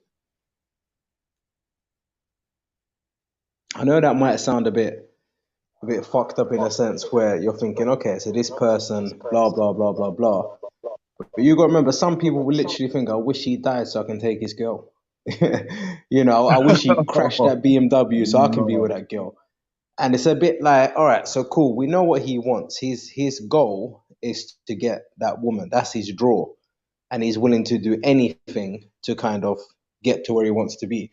I think there's something quite honourable about doing absolutely anything to get to where you want to Yeah, be, but to a certain don't extent. that mean there is a gain to some extent then? You know what I'm trying to say? Because Yeah, like when they say one man's trash is another man's treasure, what one man sees as a I don't know, bad man, I know another what you man mean. sees as what he's gaining. Yeah, You know what I'm gonna say? but to wish a man dead so he can take his girl like while he's still alive is out of order, bro. That's bad mind. Yeah, that's deep. That's deep That's still. bad That's mind, deep. bro. To Still, be that is honest, bad if mind. you think about it, I think we might just be saying it's deep as deep. If I don't know that guy, why does it have to be so deep? It It's deep in the doesn't sense have to of be that deep. No, it's not, when you say that deep, yeah, I think it's deep in the sense of obviously just wishing the person dead. At the end of the I think day, it shows me. I think it shows me your integrity. What if you said it I would don't be know. I think convenient if you died? It would just be convenient. I'm not even wishing it, but if it'd be you, convenient. yeah, if you thought it would be convenient, like there may be people who literally think that. I'm not gonna lie, and I don't think that that is necessarily bad mind in the sense of because you don't know the person, innit? If you knew the person though and you saw them as like Yeah. or you called them a friend X Y Z, and then Does you it was matter having whether those type of thoughts. why should it matter whether you know the person or not? Because if you don't know a person, yeah, it's going to be more difficult for you to consider that person's feelings, I believe, just because you So then don't at have that what part? interaction with So then them. at what So, part does the integrity come into it then? well, when you say integrity, I think I agree. It's I not think an a lot of people don't integral have part that of your kind of life, so there integrity. is no integrity. Where's the integral part that I'm I'm a part Yeah, of, different or levels of that integrity, though. Different levels. there's I nothing. think that's where G's going with it, Yeah, in I the think sense of, I'm not saying it's a heavy level. I'm saying it's a mild level of integrity, then, isn't it? Where you could not contemplating. That's the wrong word, but your thought process is not Yeah. automatic, but it comes into your mind. That I'd like that to happen, so I could take it. Yeah, for using the example, or take his car, or to take his house, or take his business. mm, That kind of shows me, that could kind of show a person that, well, you know what, you don't really have that much integrity then about you, do you? But then if I and haven't bad intentions, integrated isn't into it? his Bad life, intentions. I hear you. I hear you what you're saying. But if I haven't Yeah, and integrated I any would use part, like, or I would use that from my experience and say, boom, that's someone I've got to stay away from still. But you know the funny thing is, yeah, it's like if you look at all of these successful people, because I've always said, okay, cool, I'm not judging a millionaire. If you're a millionaire, I'll let you have your money. You might have done a few clever business deals. Cool. I'm not hating. But when you're a billionaire, I don't think you can have any morals whatsoever just because of the position you're in and the fact that, you know, you guys can work it out yourself. You can change whole countries with that kind of money. So what I'm trying to say, yeah, is like if these successful people are getting to the top by being complete savages, I'm not saying that's a zen place to be in. That's a spiritual. I'm not saying that's a oneness to be where they are, but to a certain extent, it's like if you look at success, you will What see that works? It's what feelings. works. I get you. I get you. When Yeah, you're talking about what works, to some extent, selfishness does work. And I think that's exactly. why it is important to identify that when we're talking about mindfulness, to some extent we are talking about selfishness. Because remember, Yeah, mindfulness is dealing with you.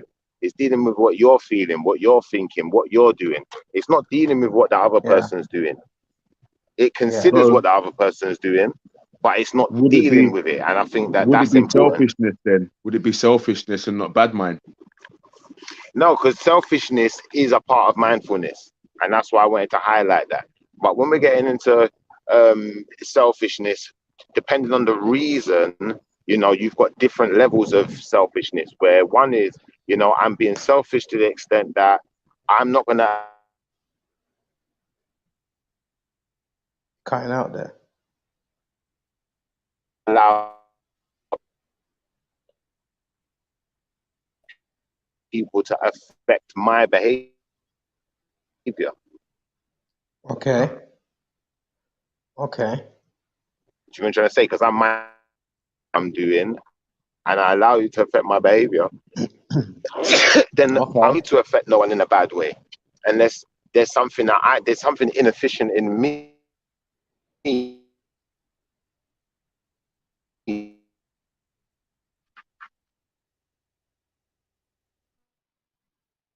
Okay, is this me or you going a bit in and No, out his there? mic's cut out. Okay. Okay, well, I kind of think I get the gist of what you're saying there. But like, I think to a certain extent, a lot of conditioning as well by like society and by TV, they tell you how to like think. Like, let me give you an example. Like, look when a celebrity dies. I've known some dickheads that are almost in tears when certain people die because it's all been so built up. Look at that Paul Yeah, Walker. Yeah, people yeah. are almost crying. You don't even know him. You see, with me, I've always been very good at like keeping my real feelings in check. in a sense of if I'm not directly affected within me and from me, I usually won't be affected. So it's like if the media is trying to pull me in a direction of, oh, I've got to be so sad for you got Ukraine going on, you had vaccine before. I don't really care, to be honest. And I wouldn't I hear that really though. put, I would, I, yeah, I'd I call that wouldn't the really traffic put, warden argument. The traffic yeah, warden's got a job to do, innit? Just like the police, yeah, whoever, they got a job to do. So they don't care about feelings like that. They're not interested. yeah, They don't care how yeah, it's affecting you, because if you didn't do yeah, what you did, if you didn't park where you parked, then you know you wouldn't be in this position. So I don't care. Not interested. exactly, That's not their argument. exactly, Do you understand? So yeah, that and argument I definitely get, and I think it is a definite also another way of being mindful. Because in being yeah, mindful, you've also got to set your own parameters, your own barriers. Do you understand? To yeah, safeguard and protect yourself. You can't just let people run wild and run amok of you. That don't make sense. You know what I'm trying to say? exactly. That's not mindful So of in a yourself. sense, exactly. So in a sense, it's their fault if they get treated badly to a certain extent. Would you agree to that? Depending on the situation, and depending on each situation is different. Each individual is Yeah. different. So each determination's got to be judged on its own merits. Just like when you go to court, that's why they say these type of things in the court, because they understand that. And without understanding Okay. that, then we'd be making unfair judgments of people, because this one's not the same as that one. And you know what? Okay. If I put this one in flipping Iraq with a gun in his hand, he ain't gonna shoot one bullet. But if I put this one in Yeah. Iraq with a gun in his hand, he's gonna burst the whole clip. So I know these Yeah. are two different individuals. They're two different mentalities. So I can't judge his mentality like I can judge his. Yeah. Do you feel me? Did you know that basically, like, or shall I put it like this? I think as humans, like, we overthink way too much. So basically, they were looking for, because like we're always trying to find, oh, were there people in a lot more intelligent than us? You know, many hundreds, even thousands of years ago. Blah.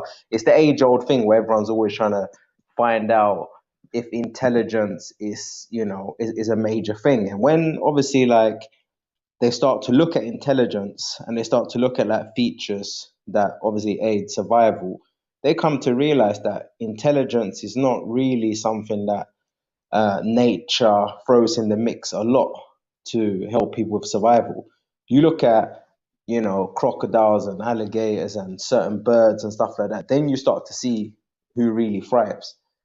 So all of our overthinking and always trying to, like, even like at work, yeah, my colleague always says to me, he says to me, stop thinking too much. Because it's like, when you're thinking like, right, should I have done that?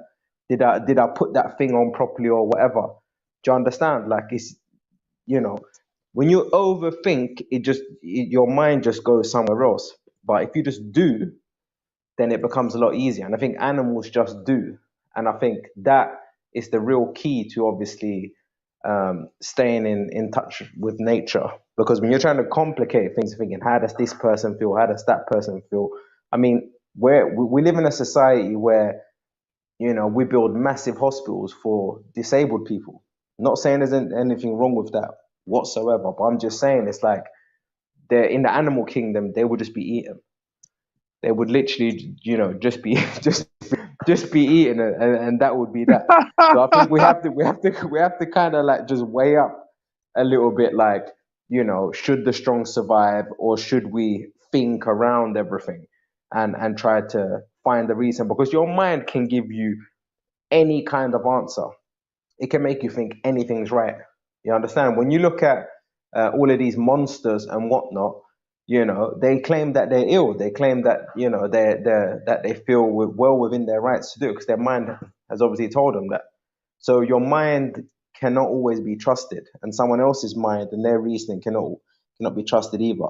So I do think selfishness and looking out for yourself is really essential, because the only thing you can actually change is yourself. The only person that you can, you got 100% control over is yourself. So I'm not saying be selfless in a way where you have to step on people, but if it's you or the other person, I believe you should step on that person, and it's your duty, nature bound duty, to step on that person as your ancestors did for you to be here. So that's my take on it. And you know, this whole being feeble and, you know, letting people step on you. No, no, no, no, no, no. I'll always be very, very quick. If I even got a little thought in my head that someone's gonna do me harm or do anything, the way I'm striking out, it's like I'm not being put into that position. You know, I'll share like a little quick story with you. I remember I was sitting down and we were just kicking back, just like smoking, drinking kind of vibe, yeah. And one guy, he keeps saying, "Oh, I want to call this other guy. Let him come chill." But I've had problems with one of these other guys' friends that's about to come. So I'm thinking, I don't really want him to come because I'm not going to be comfortable. But, you know, like, fuck it, he keeps moaning. So anyway, the guy came. All of a sudden, I feel a vibe from this guy. When I mean I almost killed this guy in the house. Yeah. And it turns out he was actually innocent. But the point being, I believe, like, there's so many people are here. I got shanked. I got this. I got that. I got this. You see me, literally, I'm like a fucking cat. Like, I can sense. I've always said this. It's like I don't know where I got it from, but I hope more people can tap into it. I can sense danger, and I've done it so many times. Like, you know, through Joe, through whatever. I can just sense it. I can just see it like a spidey sense. So I know there's a lot more things, and there's probably people like you lot have probably got things that you lot don't understand. Call it powers, call it whatever. And I think that No, do you these are know the what? things we need to tap into. I You think know? I think at least three to maybe four of those things that you mentioned was Yeah. actually on that list that we read out earlier. Okay. I think that last one you're talking Okay. about is that trust. I know. Yeah. And this is the thing where it's like, Yeah, trust gee, yourself you see, and your feelings. yeah. Yeah. And you see what he said there, G, yeah? Do you not think a part of what he said, yeah, because I think it was really good that you shared that with us, because I think to an extent, you Yeah. see when you said that you're a particular type of way in it, how you Yeah, handle things, X, Y, Z. I think that's the point where you're becoming mindful. But true Okay. mindfulness then is when you've gone beyond that point and you've said, you know what? I'm going to control my behaviors in certain ways. And maybe Yeah. that's even why you're more receptive and you can sense certain dangers and sense certain things around you because you know your own personality. You know the energy you're putting into the ether. Do you feel what Of I'm trying to course. say? And Of course. maybe, like if you're a person like myself, then I clash with a lot of people. So I know Yeah. there's a possibility of that. So I'm once I know exactly that like there's you. a I'm exactly possibility, like you in there's that sense. You know that already. yeah, there's an alert. Do you feel what I'm Yeah. trying to say? There's an alertness. And once you've got that Yeah. alertness, you're even more switched on. It's even like, you know, like Yeah. soldiers when they go into battles and stuff and rare tear tear, they kill people, then, you know, they have dreams about it. Do you know what I'm trying to say? They have dreams about Yeah. battles. Even before they even went into battle, they was having dreams. And, you know, it was just something that was in their mind, I think. And that was kind of you know, something they was really focused on. So now I'm very alerted to things like this. I'm very alerted to people's temperaments, X, Y, Z. Do you feel me? Yeah. Yep. Yep. Yep. Yeah. That's exactly it. You know, and there you go. Like, see, that's the thing. This is what I like as well. Yeah. Because this is like I've said things that to me sounded like extraordinary, and someone else has said to me, "No, that's happened to me as well." And it's even nice. It's nicer to hear someone else say that than to hear them say, "Raw, that sounds mad," because that would just make me question it. But when someone else says, "I've had a that similar happens all the experience," time. It yeah, happens all yeah. the time, So but you know, in different ways. exactly. Yeah. No, you're right. You're right. So it's obviously like I feel like there's a lot of things, and you got the old one where everyone can feel if there's someone like someone's looking at you. Like, how do we explain that? Does that make sense? It's like it's one of them things that is very relatable, but no science can tell you how that happened. You get what I'm saying? It's like, furthermore, how was I hearing? Yeah, Only yeah. today I must have heard something about how these pigeons have got. I'm not gonna pretend I remembered what the material is. It's called indigenite or digenite, something like that. It's basically like a stone kind of diamondy material that's found in their beak, and they now found out that it's like a GPS global positioning thing. They found out that obviously, I was watching this on Joe Rogan. They found out that obviously some birds can see magnetic waves, and I was just thinking, Ross, like the shit that's going on. Um, around us and whatnot. And to be fair, I am kind of like lately, I'm trying to like tap in a bit more to like cleaning up my diet and certain other things to see if I can, I don't know, if I feel any different, I guess. And I might as well ask, because I ain't done, I know bare people have done it, but one of my guys keep telling me about these damn mushrooms. And I'm just a more straight, like old school, a bit of drink, a bit of smoke kind of guy. So I don't know, innit? But like he's telling me that it's just different. He's saying that you're seeing things you've never seen before. And like obviously, I don't know, man. Like I'm not really, I'm not one of them people that's. I You think that tried might it. be because you had too many of them. You had too many of What? them. Yeah. But What you say, man? Went basically, Jack Black on them.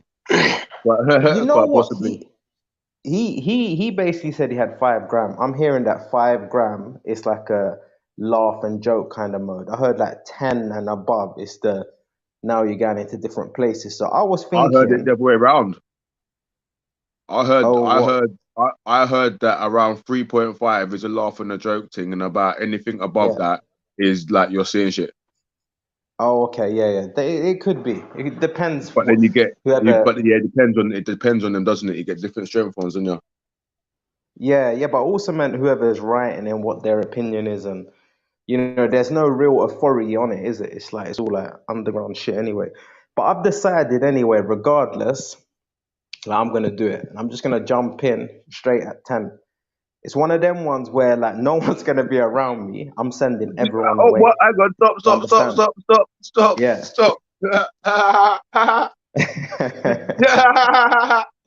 Did you say you're Yeah. gonna jump straight in that 10?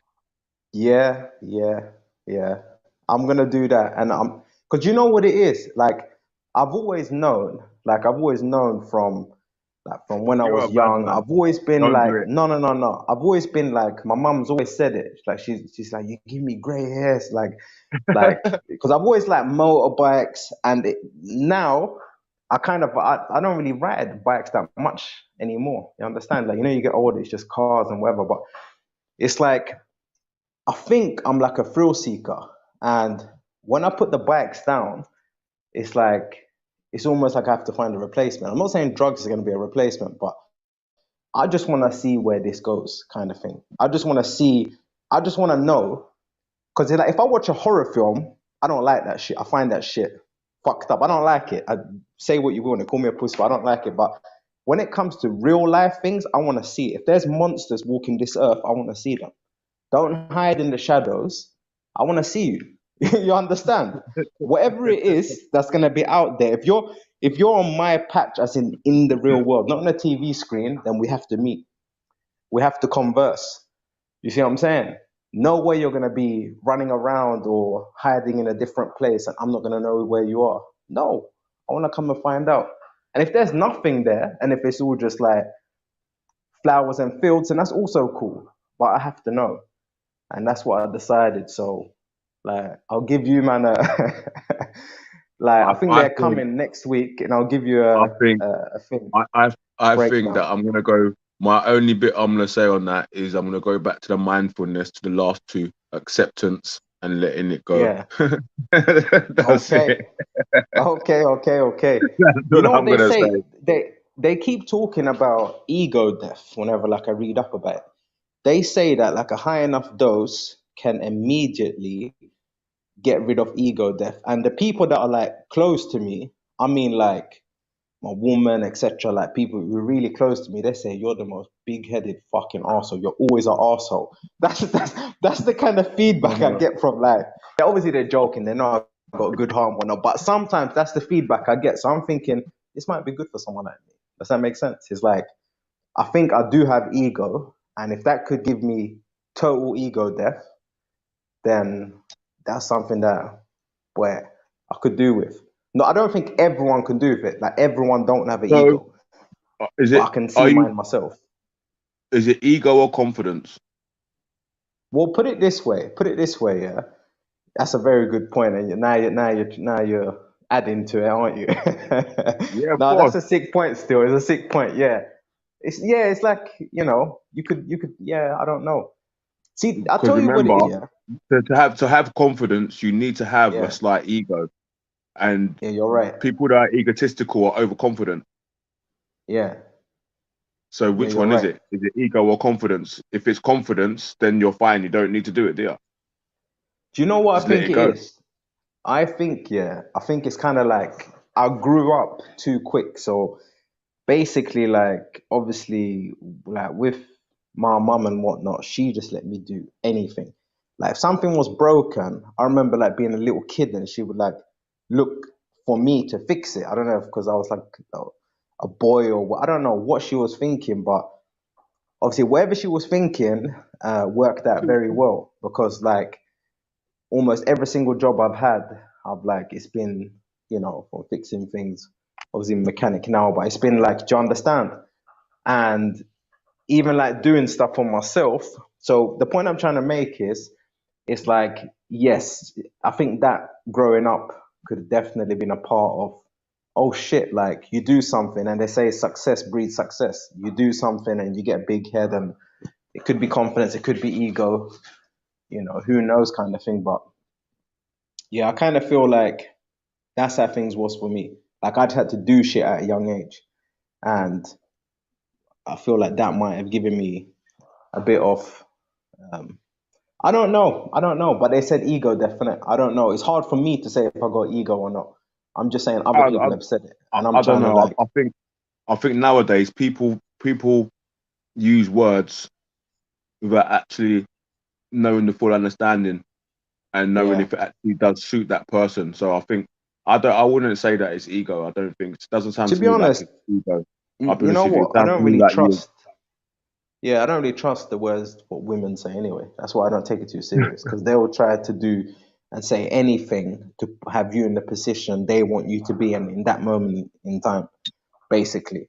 And the funny Not thing not is, I not feel not like, not only women yeah, in general, isn't it? I mean, yeah, that's how most people are. They try to see a little bit of a weakness and try to manipulate it to themselves.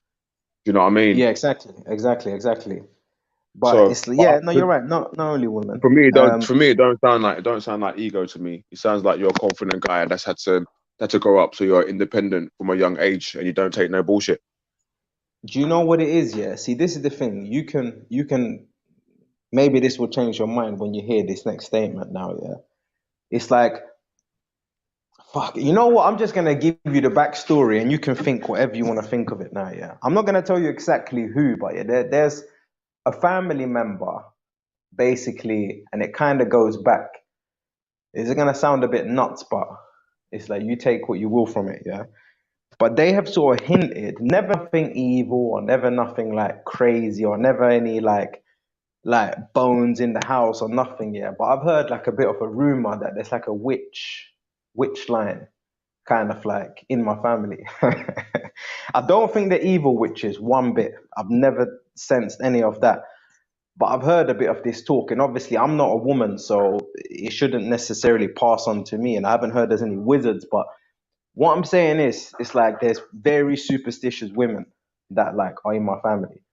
Some of them have done some fucked up predictions and seen some mad stuff. My mum, she can do it, but she gets a lot of shit wrong. It's like she's almost shotgunning. You understand?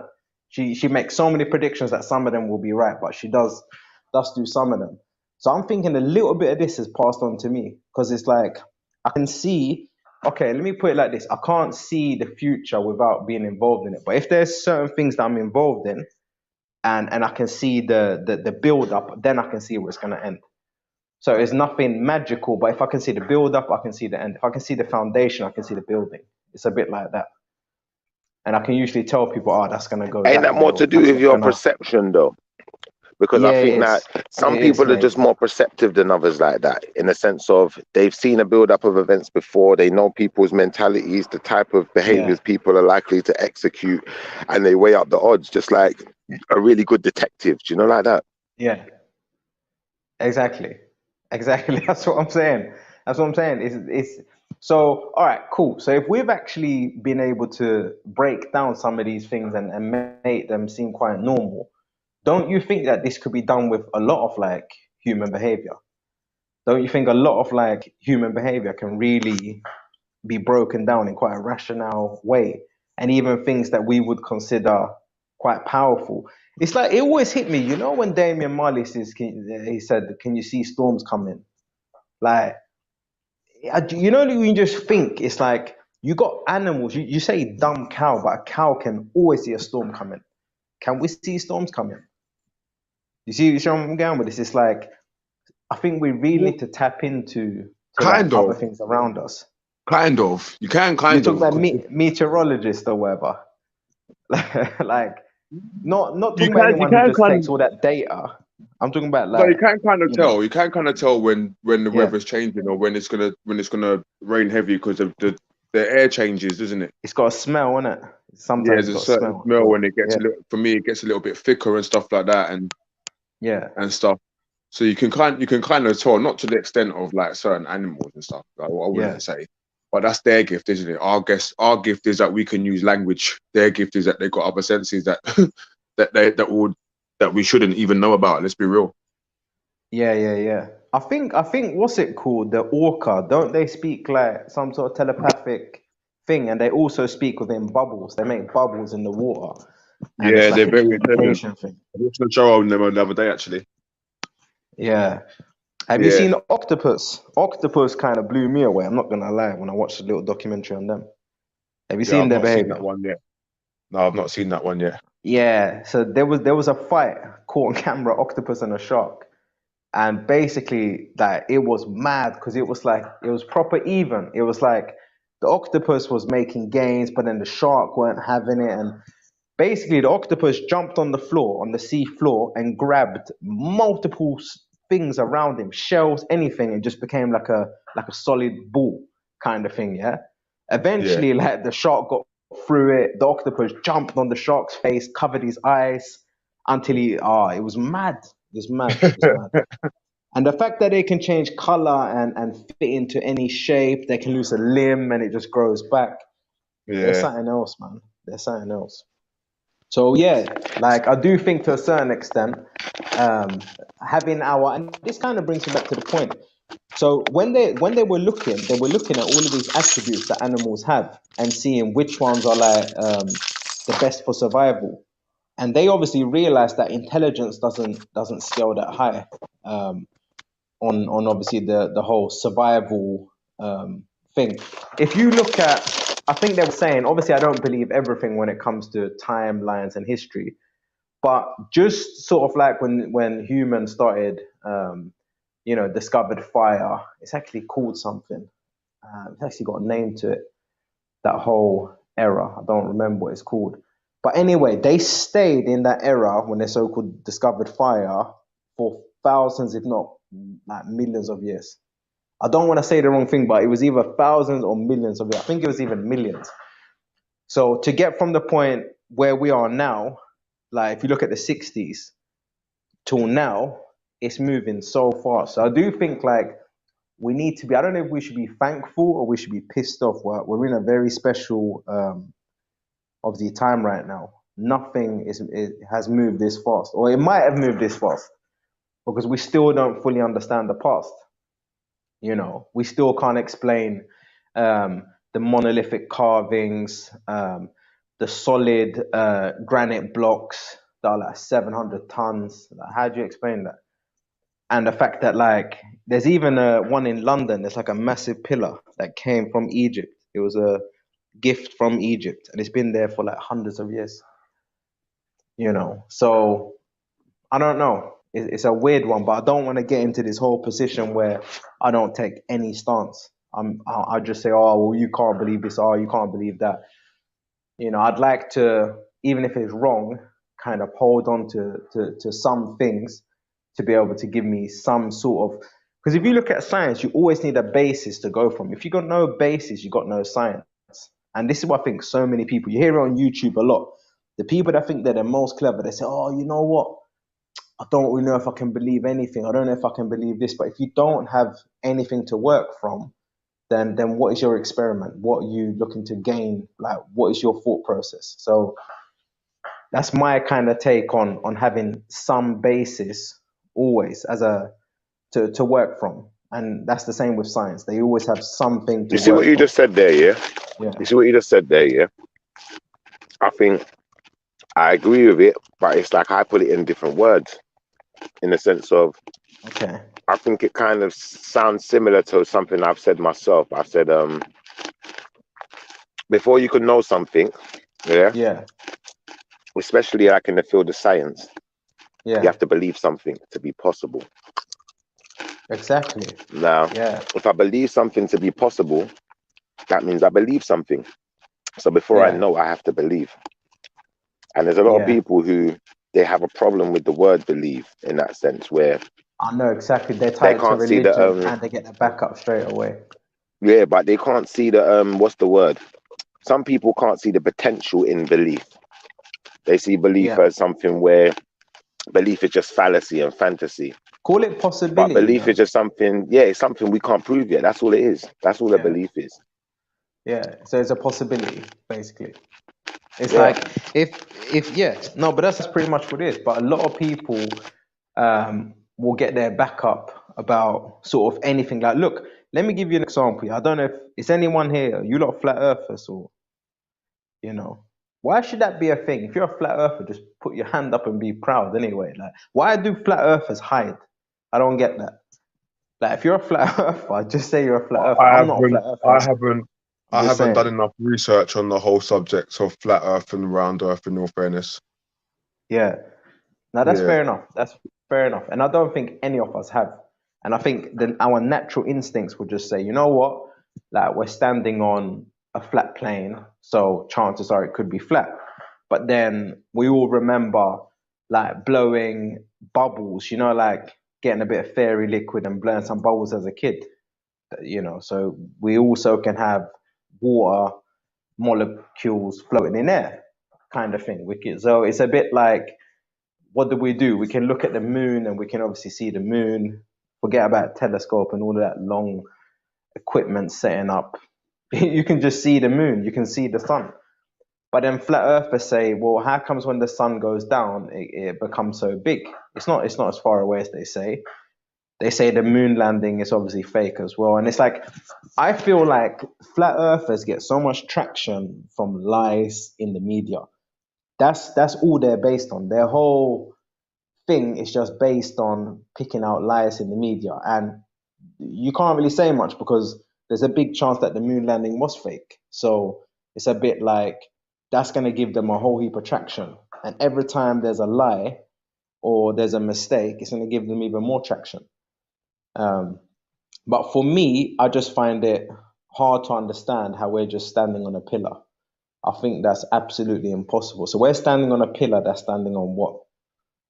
To me, that just sounds more weird. And if you look at like what they're trying to sell you as far as the whole dome and all of this, so that doesn't sound more weird than space.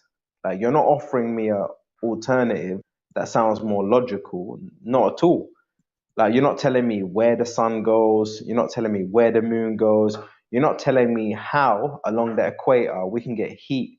But on your map that you say it's supposed to look like the UN map, that's the real Earth. Flat earthers say, well, some of them say, there's a lot of different theories. How can you explain the equator when we know for a fact, even from traveling and buying your own tickets, the heat all along the equator? Yeah, how? Show me how the sun can move, you know, and certain places can be cold and you can have night and day, and none of it makes sense. None of it makes sense. Not even the fact that you can circumnavigate the Earth. Nothing makes sense. The fact you can get from Russia, what's it called, Canada, America, you can do that whole trip. Like, that don't raise any questions at all, apparently, to them. So I don't know. When I find it's complete. It's complete I've only, brain dead I've had one ideology, if I'm question. honest. In all fairness, one question I've always had is, Yeah, you see, when they do the airport, the airplane runs. So if you was to go yeah, from America, from the UK, and if you was to go over to China, yeah. they always go, like, say, from the States, it always goes from left to right. But Um, if you look at the map and they do the flight plans, yeah, If you was to go from America over to China, it would always go from left to right, wouldn't it? From west over to east. Okay. Yeah. But in my mind, I'm thinking, well, if it was round, wouldn't it be easier to go the other way and quicker? But remember, that's the only that's like the only map that's like the international kind Do you know of. what I think that That's is the though? map that we have. No, it's I think that's Shifa, to it's do just a with map. no, Can but I can mean I? what he said about the Oh, planes. I think that's yeah. just to do with getting all the traffic going one way. No, see, Yeah. that's where you fell into a mistake there.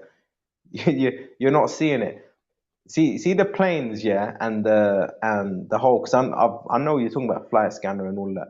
It just shows it because it's the only map. It's the only map that we have. You don't have flight planner on or flight scanner on a globe.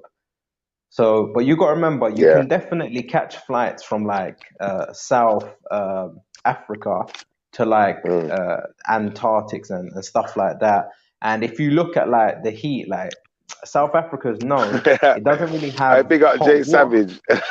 I'm sorry, big up Jay Savage. Yeah, He's funny, but you see what you're saying, yeah? yeah, It's not that I yeah, disagree with it, yeah. It's that I remember having a conversation about something like this before, yeah. And what yeah. someone said to me was that when a plane flies to a location wherever it is, they travel the opposite way from what the Earth is spinning. Does that make sense? So it saves time rather than them No, traveling they against it. can't do that. They can't do that. They can't do That's what that. I was told, They can't plan that. but No. it Who could be told you wrong. that?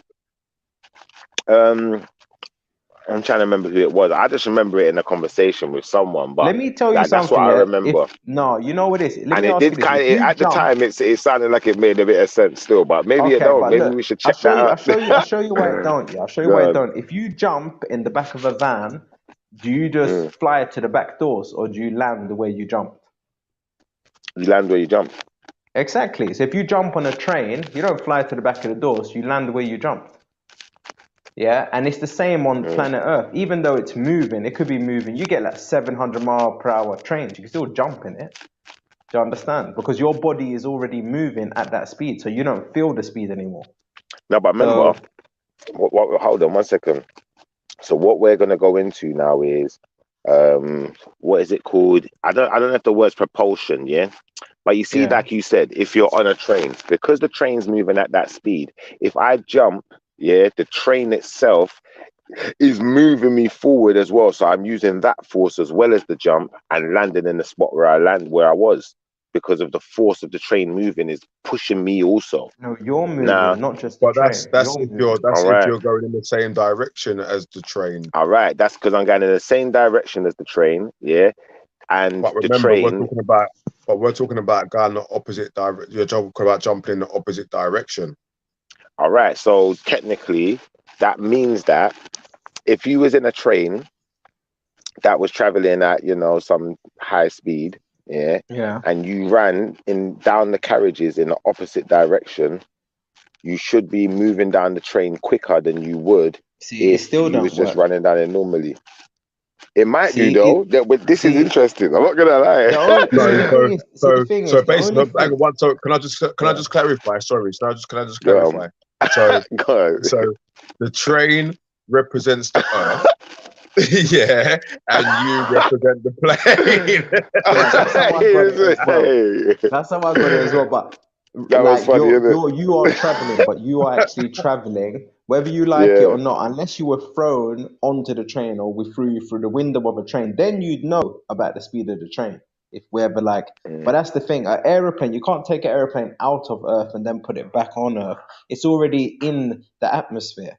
It's all part of it. Do you understand? The water, the air, it's all part of our, because they always talk about like leaving the atmosphere. Do you understand?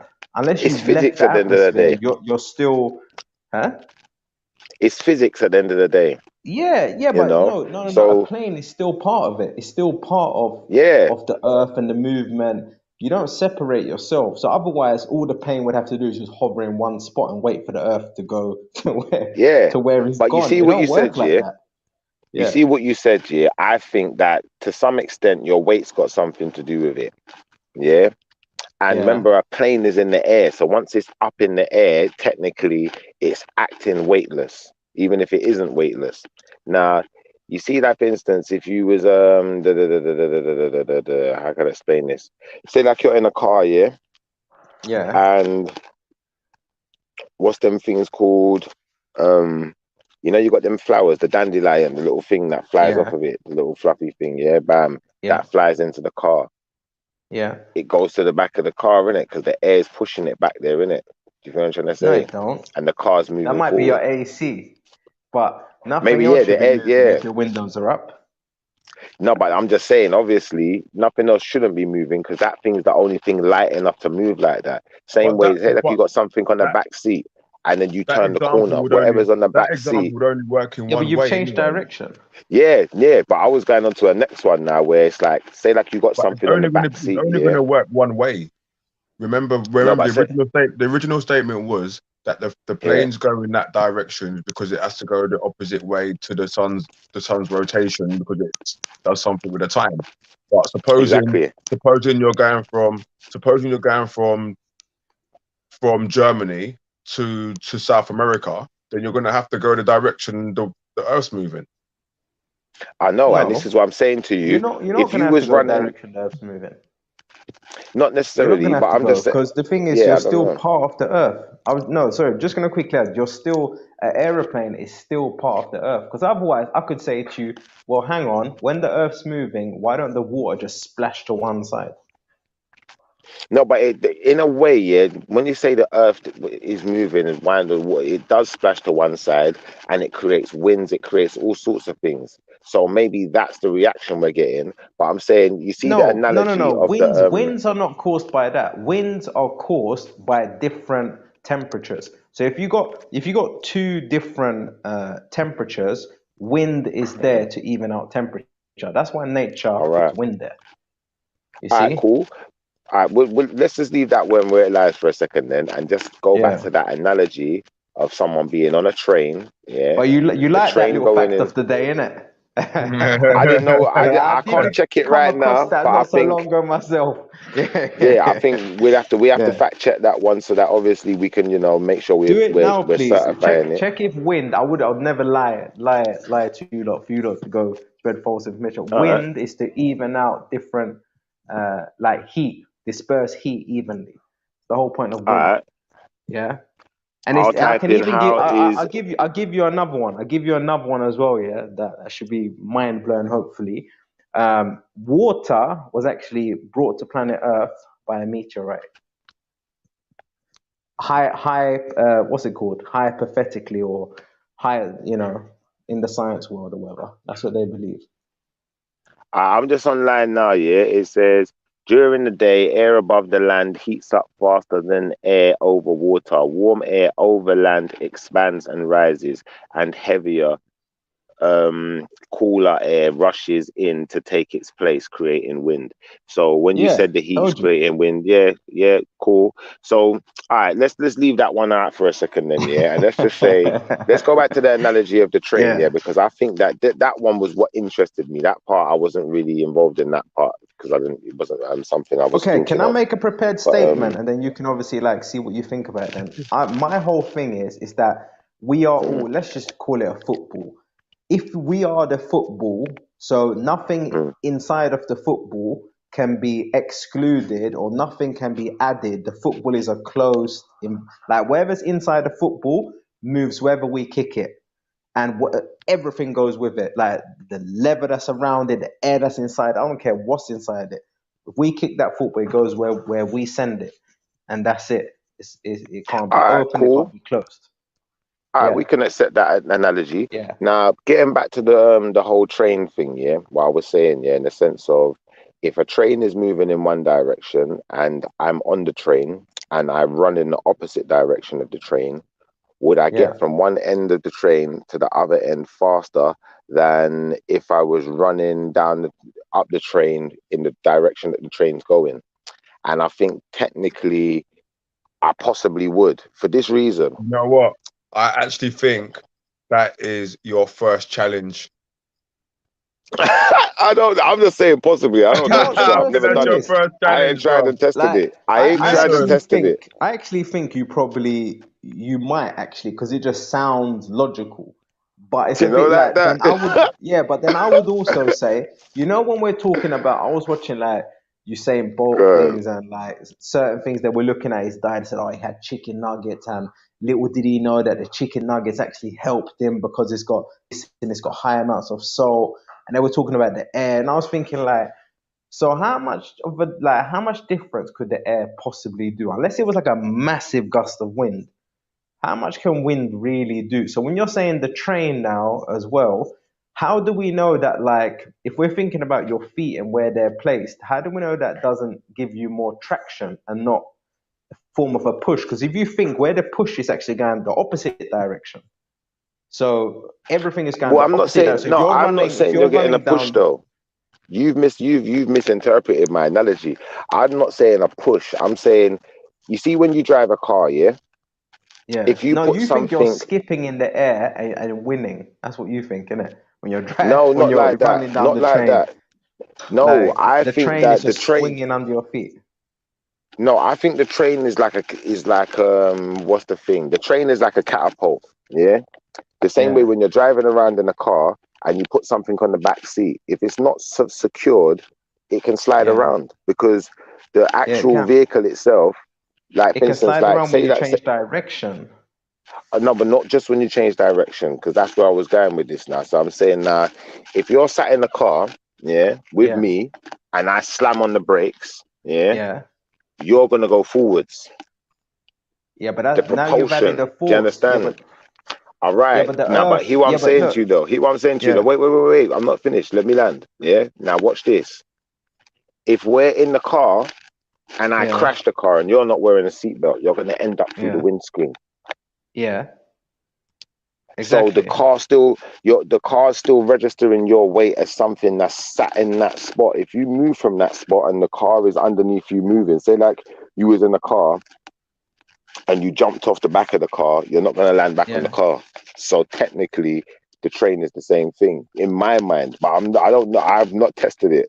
So we'd have to get someone to run down the train yeah. in one direction and then the other direction, who's able to do it at the same speed in both directions, whatever. Bam, Yeah, yeah, you do and know test whenever it. like you do know whenever like a car or like a motorbike, and I don't know if you watched that guy, he was on that motorbike, he done like a world speed record or whatever. You gotta do it both directions. You have to.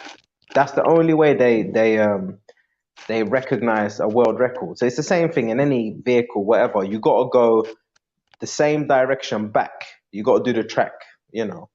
Does that make sense? So Okay. so people can say there was no little downhill, there was no little this, there was no little that, whatever.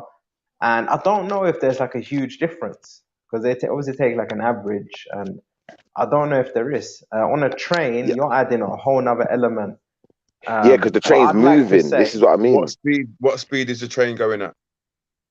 I don't know yeah, if the train is and going. where It depends. how If the and if the train's train only is going big or slow, small makes a difference, I think. yeah, and I think if the train's only going slow, then I think it makes less of a difference. If the train's going really fast, I think it potentially makes more of a difference. The same way, if a car's going really slow and then the car crashed, you might not end up through the windscreen. But if the car's going really fast and you crash, you end up through the windscreen.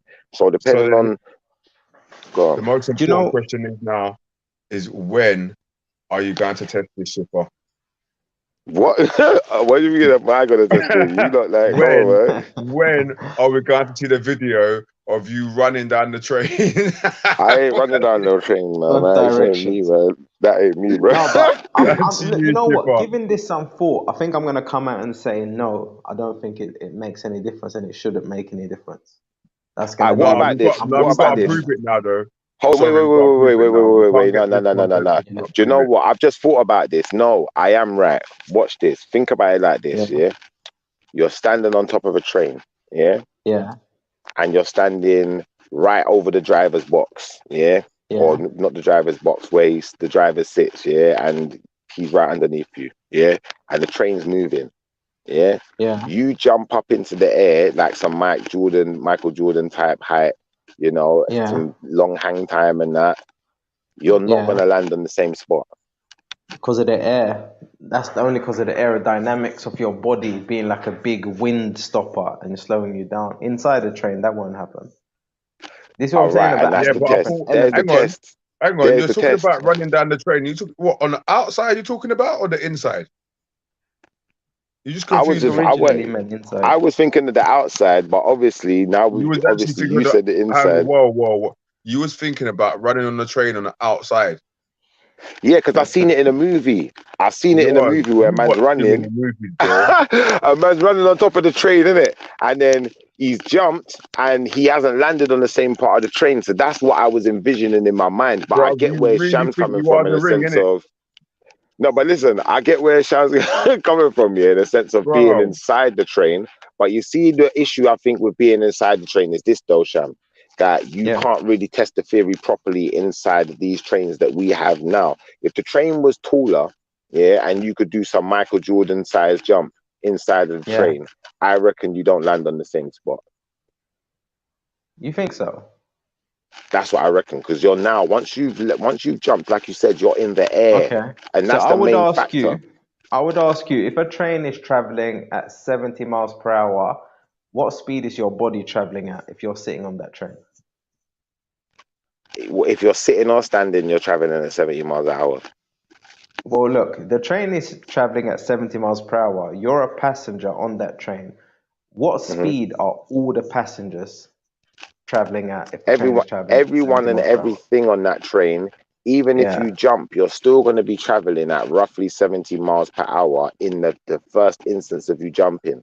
But I think once you're in the air, if you've got hang time like Michael Jordan in the air and you can stay in the air Yeah. for, I don't know, 2 seconds, 3 seconds, by the time you've done that, you've dropped speed from 70 miles per hour to, I don't know, 60 whatever miles per hour, and you've gone down the train slightly, even if Okay. only a small portion. Okay, if you open the window on a car, yeah, you get like erratic wind noise. Why is that? Because the wind in your car is traveling at The whatever wind is speed you're pushing you, yeah. traveling The at. wind's pushing the car. The wind is So pushing the car in the opposite direction that it's traveling. and it's pushing into the car, yeah. But I'm saying like Mm. obviously I get what you're saying about hang time, and I do see your point because obviously a train is propelled by a motor, and if you jump up in the air, you're thinking like you ain't got no motor propelling you. You've just basically, but I feel like the whole everything, the No, I just air mean inside the the height of the train. roof. I just mean the height of the roof, because remember, when you're doing Michael Jordan jumps, they're man are jumping and dunking in 10-foot basketball rings. The train inside isn't 10 foot high. So you'd never be able to get to that type of height. Do you feel where I'm coming from? Yeah. No, I hear that, but I'm saying to you, you can jump, you can do a bungee jump hundreds of meters down, and you'll go straight down. It's not like people do a bungee jump and you see the bungee just going way over the other side because the earth is spinning. It's like it don't go straight down. You can do like you can be on a anything. You can do skydiving, and if you go straight enough, you'll Yeah. go straight down.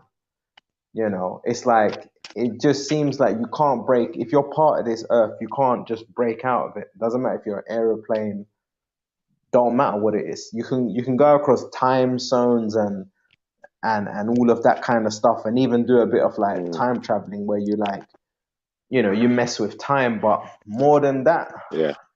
Do you know I what? think you're That's gonna actually struggle. a fair enough point. And I think the only way anyone could really know if the ground below them is moving is to be able to hover above the ground for long enough and see if anything changes. And I think to that effect, if you was in a helicopter and you hovered over one point for even for the whole day, you come down, you'd still be at the same point. That's what I Yeah, personally think, because I think yeah, that as much as you see what we said as far as the wind is pushing everything in the opposite direction to what it's yeah, traveling. yeah. Even when you're standing still, the wind is still pushing you because it's pushing the ground, it's pushing everything around you also. Do you know what I'm trying to say? Exactly. That's my whole point. So even the wind, Mm, every single bit of element, like on that train, is traveling at speeds. And if like you said, let's say that train was to crash, you'd know how fast you were traveling. Like you would know, mm, innit? Like even like the noise of like just the crash itself, you would know straight away that you was definitely going at some speeds, even though you couldn't feel it or sort of like Yeah, no, sense it. it definitely makes sense. It definitely makes sense. And the reason why I came to the Guys, conclusion I'm in gonna my jump mind off, that, man. All yeah, right, I'm cool, about to bro. jump off as Yeah. well. But Yeah, I was just we saying, might as well lock it all man. You together guys then. soon. If we're gonna boot out, we might as well yeah, let me thingy. just say one thing quickly though, because I Yeah, was just saying, yeah, you see, what I was thinking in my mind is, yeah, I've only ever seen someone running down a train in a movie. I've yeah. never seen someone in real life run on the train. Even the bus, No, I've never I hear seen. you. And they tell people like not to do things like that. Like if someone started running on Yeah. the train, you think there's something wrong. No, no, no, no, no, no. But the thing is, look, I fully I understood. Look, I shouldn't laugh. understood. Look, I tell you this here. I understood that what you were saying so deeply that Yeah, I even thought to myself, running forward on a train, like running the same direction as the train, might slow you down. Because what if the train is traveling so fast that you're actually struggling to to get reach the up the front of the train. train? Yeah, just Yeah, where I'm coming from. That's it's what I was. like I was thinking the I'm not same saying thing. that's Yeah, correct, but yeah, I see it kind of thing. Does that make yeah. it like, Like the but possibility of it. Do you feel what I'm trying to say? But yeah. it's all an experiment, and they don't And make then trains like that. yeah, and then also I was thinking like you could look at it two ways. I could even think to myself running back to the train, yeah, imagine like the floor, it's like it was creating more friction at the bottom of your foot because the train was traveling one direction and you're trying to run to the back of the train.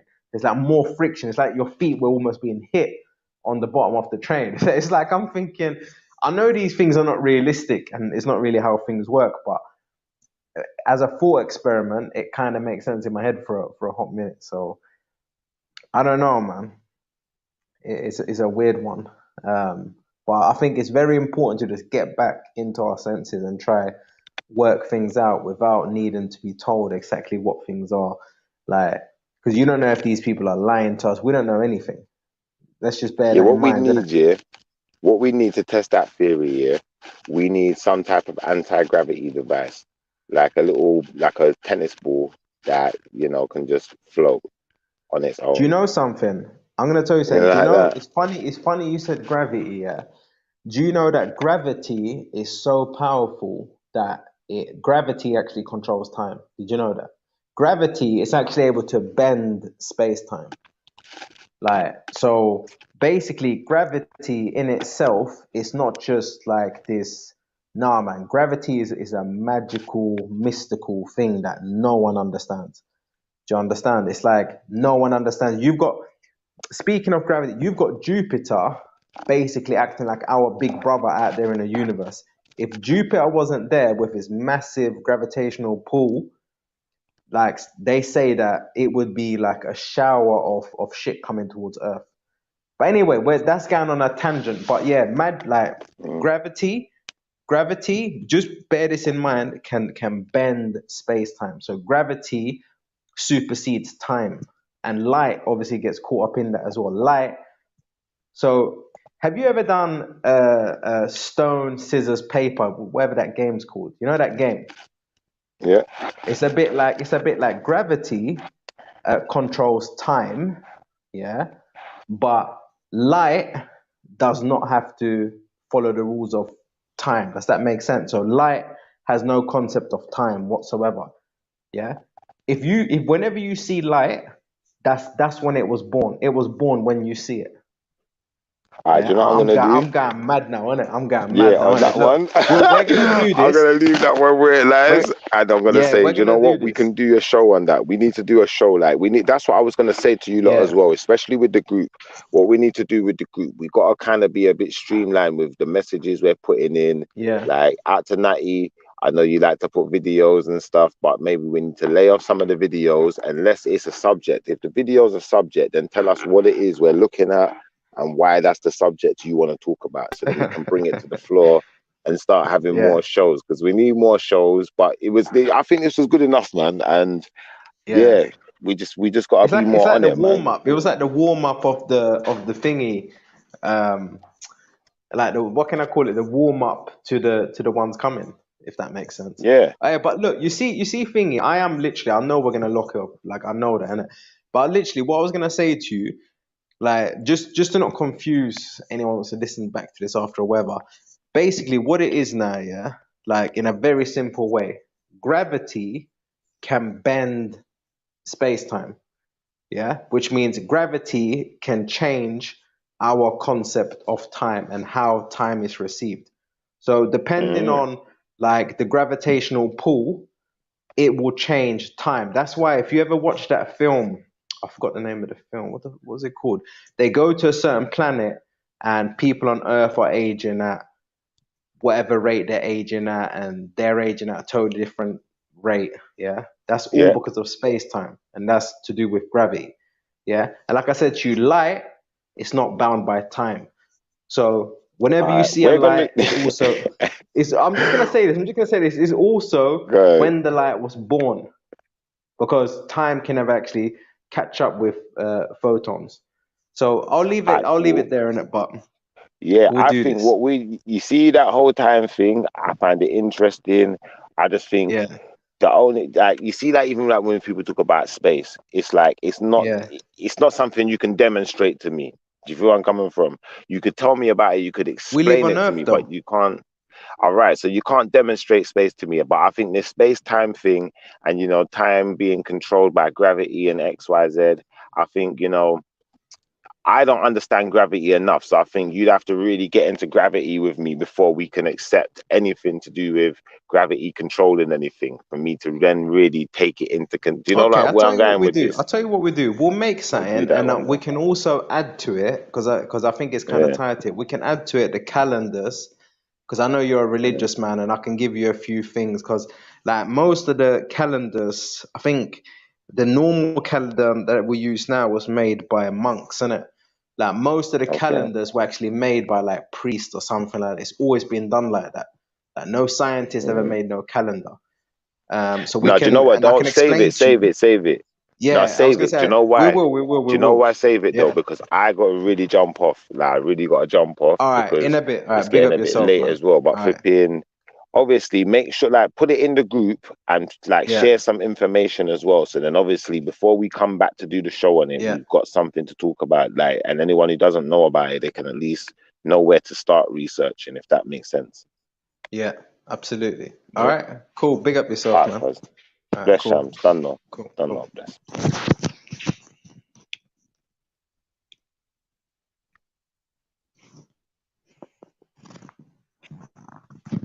Yeah, big up everyone, man. Big up everyone out there. Like, we're out, we're done.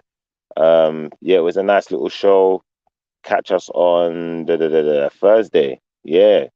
We're gonna have some music and some stuff going on, some reactions and some interviews from what I've heard. So yeah, just waiting for that to arrive now. But we all gotta go because I got work early, early, early, early, early. So big up Sham, big up G, Jay Savage, Trinity, Time Travel, 92 Dread, Rich LK's, and anyone else who I've forgotten, Mr. Pilu, XYZ, who was here, you was there, bam, bam, bam, Stanley, yeah, that's who I forgot. And yeah, without further ado, we're going to say goodbye. What did I do? Did I even do that right? Let me get the outro music, man. But bless up everyone, man. Bless up, bless up.